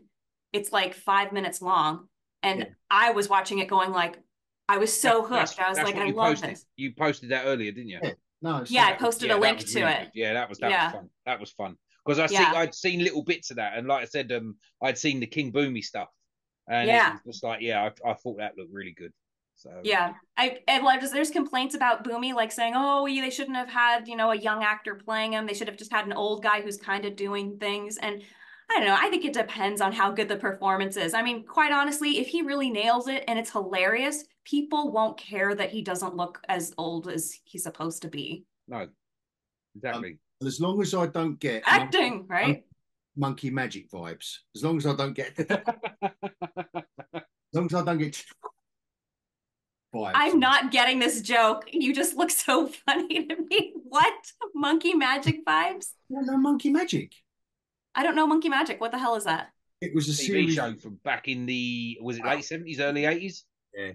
Oh, and was it like just poor makeup or something? What? Well, it was from, I think it was Japanese. You don't remember Monkey Magic? Monkey Magic, Pigsy. No. What was the other one? Oh, Jesus. That's it. Monkey, Pigs. Yeah, go on, Hog, you can sing. Go on, mate. And the thing. I remember the. You're killing me. For his cloud. And what is it? Tripitaka. Tripitaka was something like that. Yeah. The bald girl or boy? I have no idea what you're on about. No, you wouldn't. You would. Just me and you, Tayters. Just me and you. Yeah. No. It was called Monkey. The song was Monkey Magic. Yeah. That's it. You got it. That's the one. That's the one. And it was based on all the. It was based on all of the myths. Is it the Monkey King? Is it about the Monkey King? Yes. Yes. Okay. I guess this is way old. This is not like a few years ago. This is like a few decades ago. This is like late 70s, early 80s. I would say, late 70s, yeah. Oh, okay. So are you saying you just don't want that kind of ridiculousness in appearance and stuff? When I was watching, I don't know why, when I was watching the King Boomy bit, and I don't know, like I said to you earlier, before Liz being down, because me and Liz were talking, saying, we're the two virgins, and you're the two well-worn veterans. Let's just keep the analogies going, should we? Yeah, okay. Let's just. We have no choice, do we? It's your hogCAST. I know. Yeah, actually, thank you, Amber. Anyway, but when I saw that King Boomy clip, I don't know why it was giving me monkey vibes. Yeah, animal. Well, no, it would do, because like the character is a proper Fruit Loop. He's brilliant. He's such a good character. Quite cool. But I'm not saying that in a bad way, Amber. Like that show is for a certain generation of people in England who would have watched that, and it was dubbed as well. Yeah. Oh, fantastic. Yes. So you will have a lot of fun if you can track them down. There can't be many, but it was one of those shows that was on when you got home from school. So when you had, back in the day in England, I can only speak for England because obviously the US has had a million channels for forever. But in England, have had quite a few. Until 1984, we only had 3. Think about it. Let's all pause for a moment. We had 3 television channels. What year was that? Up until 1984 when Channel 4 came out. And then Channel 4 come out, yeah. It was -6. What's that? It was -6. You was -6, yes. Yeah. So when you were born, see, you've had it good all your life. It's all been great. But anyway, so you'd come home from school and you'd have either BBC One, ITV, and no one went, or BBC Two after school. But they would have the kids programming. You only went on BBC Two if the World Cup was on, because that would be on BBC One. All your other shit would be moved to BBC Two. Yeah, so, yeah. That kind of guy. I'd rather watch Monkey. Yeah. Yeah, and it was this dubbed weird. It was this weird. Honestly, Amber, I think you will adore it for what exactly. Yeah, it was fun. Yeah, I'll check it out. Tayters knows exactly what I'm talking about. Yeah. And again, it's based on all the myths and legends. Yeah, I'm familiar with the Monkey King legend. There's so many renditions of it too. So, I mean, I guess out of China there is, and I'm the person who watches those things. So. See, I'll check it out. No. So yeah, I think it'll be more convincing makeup than people think. I think oftentimes you will see that makeup doesn't look great when people are in high motion, and that's the clips that we saw. We haven't seen him just standing there. And remember, the majority of King Boomy is him just kind of sitting there talking and waddling around and giving his crazy eye. So he really is a nut job. He's completely bonkers, and hopefully he'll be hilarious because he's very funny in the show. Have we had any footage of Toph yet? Because I haven't seen. No, but she's a season 2 character, and it would be really inappropriate for them to put her in season 1 because Aang doesn't learn earthbending until after the Water Tribe, the attack on the Northern Water Tribe. Right? Oh yes, but see, it's Boomy. It's Boomy that tells her to. Yeah, it's Boomy that tells Aang to go and find the person who listens. Yeah. Yes, but he tells him that in the beginning of season 2. Yeah. Yeah. So okay. So he still goes to Ba Sing Se before though. Yeah. So yeah. Yeah. So for Roy and Liz, basically, the gang travels around the world, but they revisit some places. King Boomy will come back in season 2. So he's an important character. We're going to meet him now. He's going to be hilarious and fun. And I'm hoping tell Aang, you need to learn how to control the avatar state, or you need to learn the elements. Like, he's going to be the one who tells him this, I think, because he kind of did that in the show, but not really. And that will set Aang off on his journey. Really looking forward to Flopsy as well. That's a season 2 thing, and that'll be bizarre. He has this rather funny pet. Season 1. Oh wait, you're right. He is in season 1. Do you really think that he's going to be in season? You think that they're going to do that? That'd be so weird. I hope so. It'll be so funny, so good. It's this wild pet that he has, and I'm not going to give it away because if they animate it, it will look bizarre.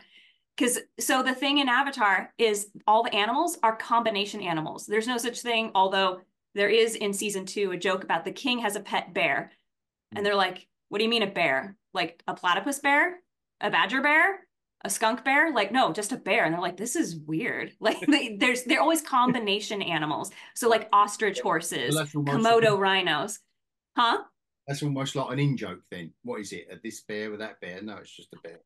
It's just a bear. Well, because all the animals in the world of Avatar are combination animals. Like turtle ducks are a favorite. Oh man, if they don't have turtle ducks, people are going to be disappointed. It's a duck with a turtle shell.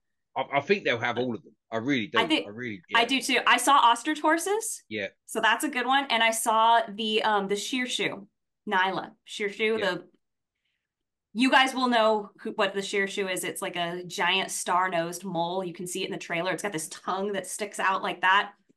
It's cool. It's like a star-nosed mole, and honestly, I have no freaking clue what else it's combined with.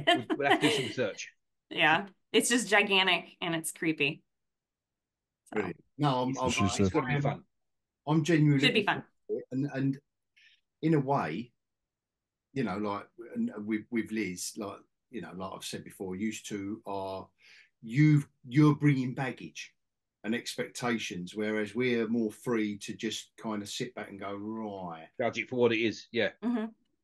I'm going to try it and sit back and enjoy it for what it is. Cause like I can enjoy the Harry Potter movies, even though I still think the books are superior and have way more in them and stuff that was missing that would have made the movies better. But I still think the movies are okay. Like, you know? Yeah. So I'm hoping that's what I can do, even if I feel like there's missing stuff. I mean, I wonder how many people, I'd love to see the statistics of how many people watched One Piece and just like myself, just enjoy, you know, look around and the amount of comics, but I'd never read One Piece.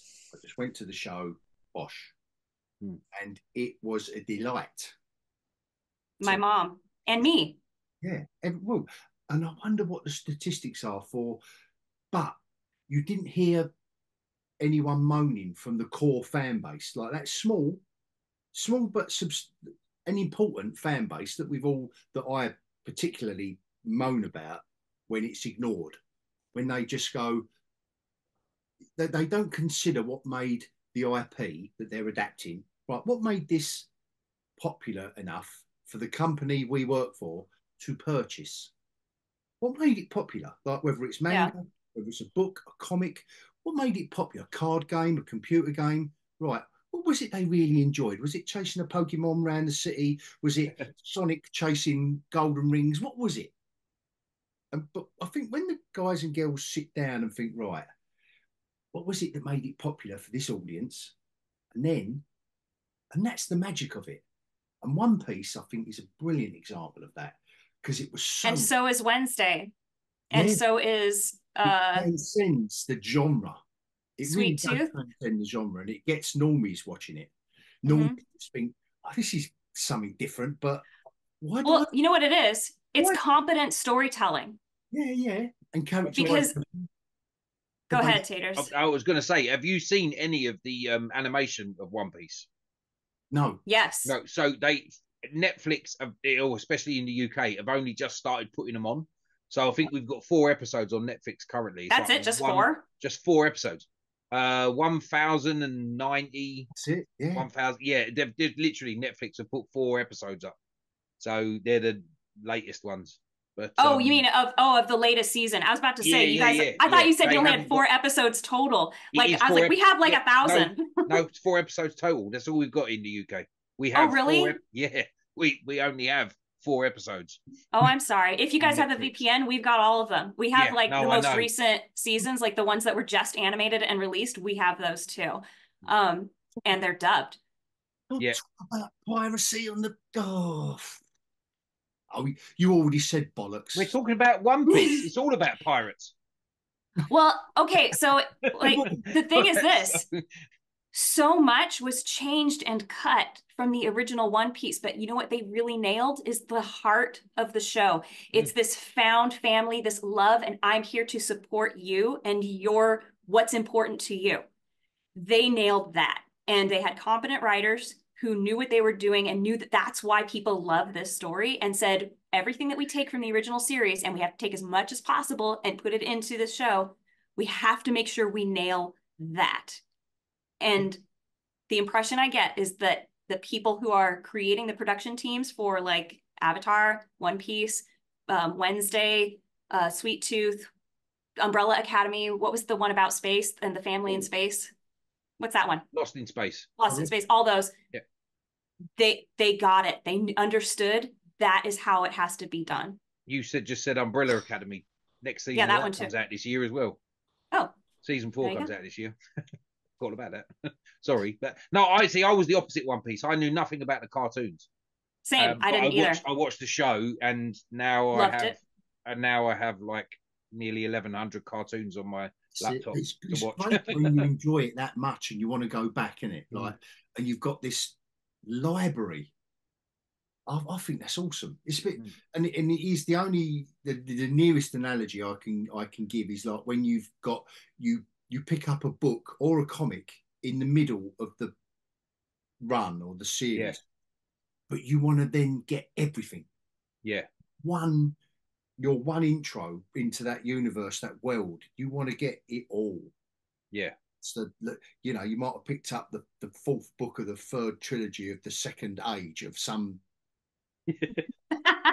We know you're talking about Lord of the Rings. I have a question. I have a question for you guys.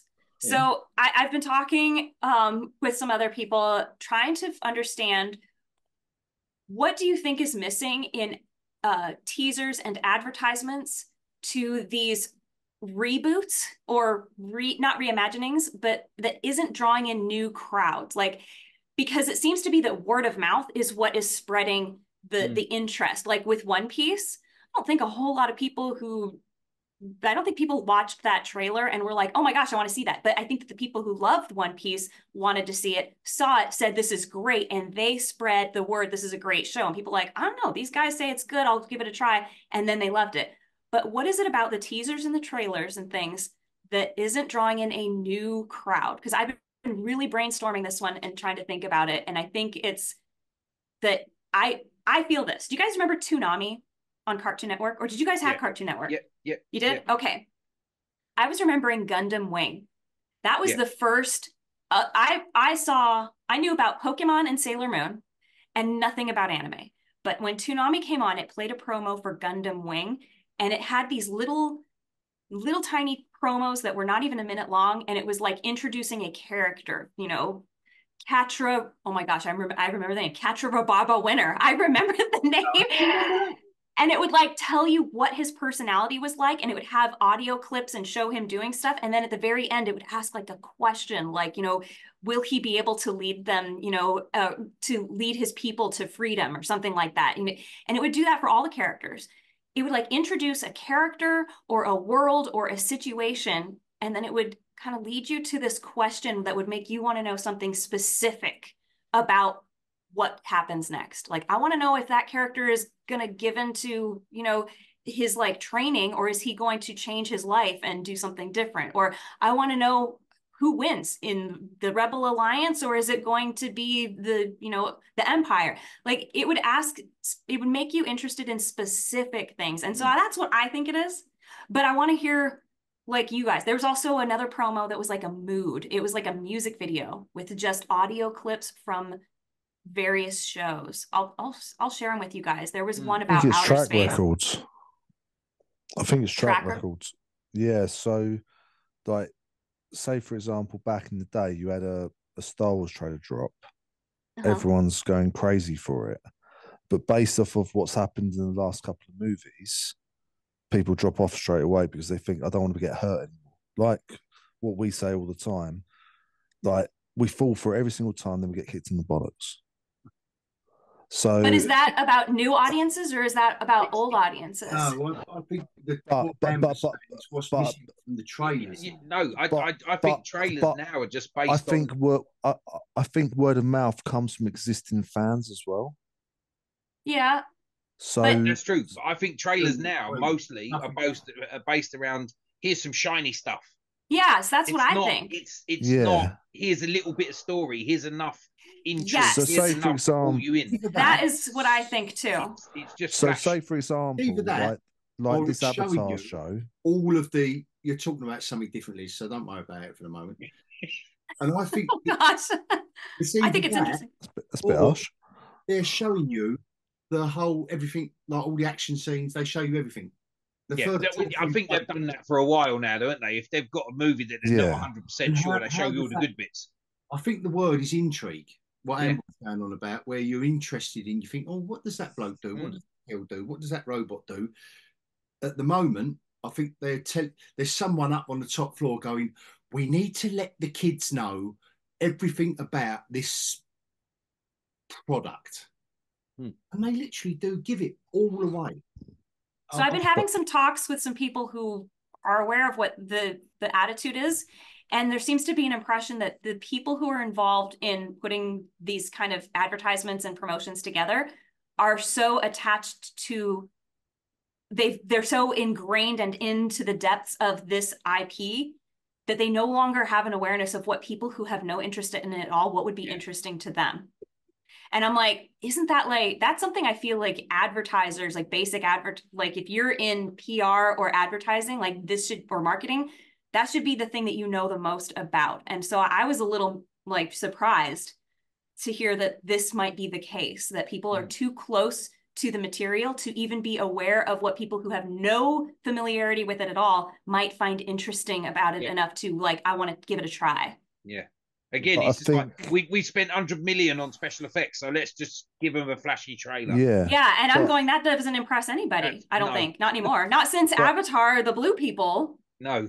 Yeah, but I think obviously like Avatar being a good example right now with The Last Airbender, obviously you two are really excited about it, and you two have seen the anime, and you've followed that journey with those characters, and now you're excited.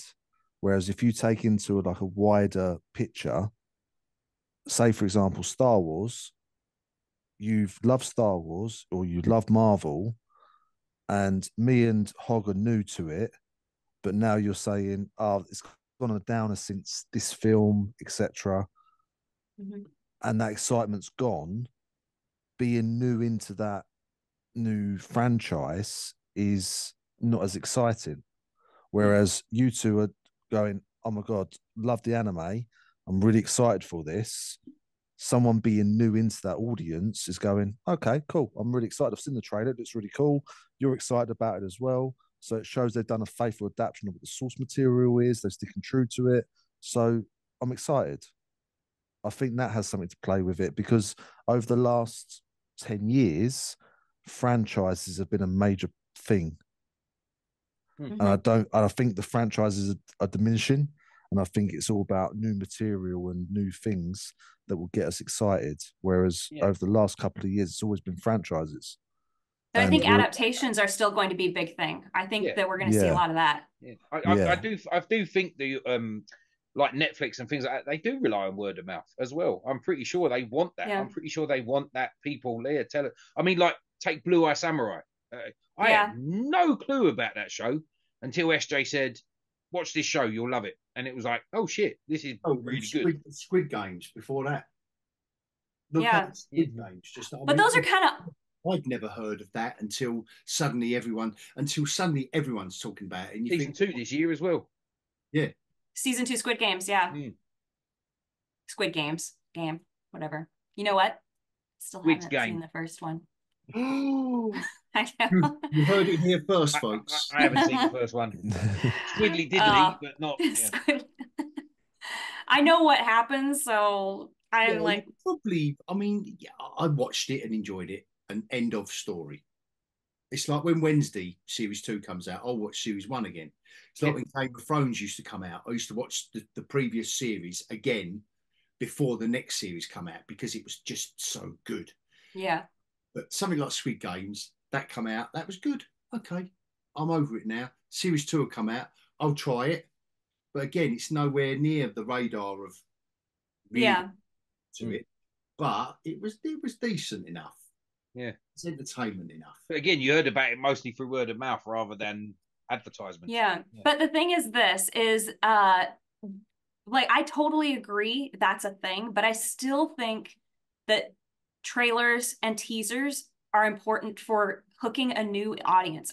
Because occasionally I'll see a trailer or a teaser for anything and I go, what is that? That's so fascinating and unique. Like the new 3 Body Problem trailer. I was just about to say that. Look at that trailer. Yeah. Just based on the music alone and the intrigue, it was, I want to know what's happening. Even though I know what's happening, that made me ask that question, even though I already know what's happening. Do you know what I'm saying? Yeah.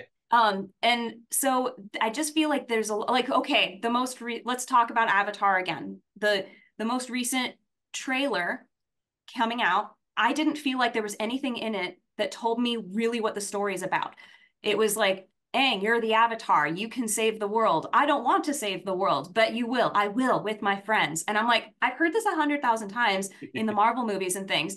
So it didn't make me like think this is a unique situation. There was nothing to explain that he's reincarnated every time he dies, or that there are 4 elements and or 4 kingdoms and you can only bend like one element except this kid. Like even just that, an introduction to the world, I feel like might have been intriguing to somebody. Instead, you're showcasing this is an Asian fantasy where they can move rocks and air and water around and fire. And the special effects, you know, they look like they're pretty good. I mean, I wouldn't say that they look like Avatar blue people good, but they seem pretty good. But I'm not going to watch it for that. And I don't think most people will, because we have seen great special effects in movies. We've seen some shit special effects in movies too, but that's not going to draw people in nowadays because it's not impressing us unless it's Avatar blue people. And we forget we're watching CGI and we go, wait a minute, I'm watching something that's not real, you know? It's like what Tater said. It's about showing people shiny things. Yeah. And I don't think that's selling anymore. No. And the same with special effects in One Piece. Why only, you know, again, I don't think it's nitpicking. There just clearly was some special effects where, but I do believe it's part of the modern eye as well. You know it's not real. So your eye's telling you, and it's got to be such a 100% on point special effect for us to really suck that in now. Or a quick scene, quick and gone. So there were certain scenes, particularly on the boat, when it was on the ocean, where my brain was just saying that's the CGI, but the show was so good, and you was just going along with the flow of it all, the madness of it all, the craziness of it all, and the heart of the character, the main 2 or 3, 4 characters, where you just wanted to forgive it. Yeah, you forgive them, but also you just get over it. You're not really. You know, for one tiny second, you're thinking, oh, that's just a boat on the ocean and they've made that in a studio. But it's gone because you're in the next bit and you're not sitting there huffing and puffing going, oh, now look. Where's the helicopters? Now look, yeah. Where's the helicopters? Gunship, that's it. You're not pointing and going, oh, now look what they've done. You're just enjoying it and you're in the what's it? And you know, most shows have that one lame scene or one lame moment. Or I've talked about this in my Wheel of Time reviews a lot. I was like, if it was just 1 or 2 problems per episode, I can forgive them and get over it. It's the fact that I'm finding problems in every single scene that I'm less forgiving when there's more mistakes. If it's fewer mistakes, I'm like, it's okay. Like at least 90% of the show is really good. I can't say that because it's like 90% of the show is terrible. You know, so I'm less forgiving of more mistakes. So like what you're talking about falls into that, because it's like, if the rest of the show is great and it just has some cheesy effects sometimes, we don't care because we're enjoying ourselves so much. The experience is so enjoyable that doesn't matter. It doesn't even put a dent in the experience, you know? Yeah, definitely. Sorry. End of my speech. No, it's good. No, you said what I rambled on about for half an hour. You said very concisely. No, brilliant. Well, I think that's about time to freeze frame, guys. Unless you've got any other sucky choices. I think we had some good positive things to look forward to this year in this one. Definitely. There are. Should we advertise that the next hogCAST is your 30th? Yes. The big one. Yeah, it's the big 3-0 for me. It's the big 3-0. Doesn't look like. I know. It's exciting. Tayters. Hey, that's it. Until next time. Freeze frame? Yes. Freeze frame.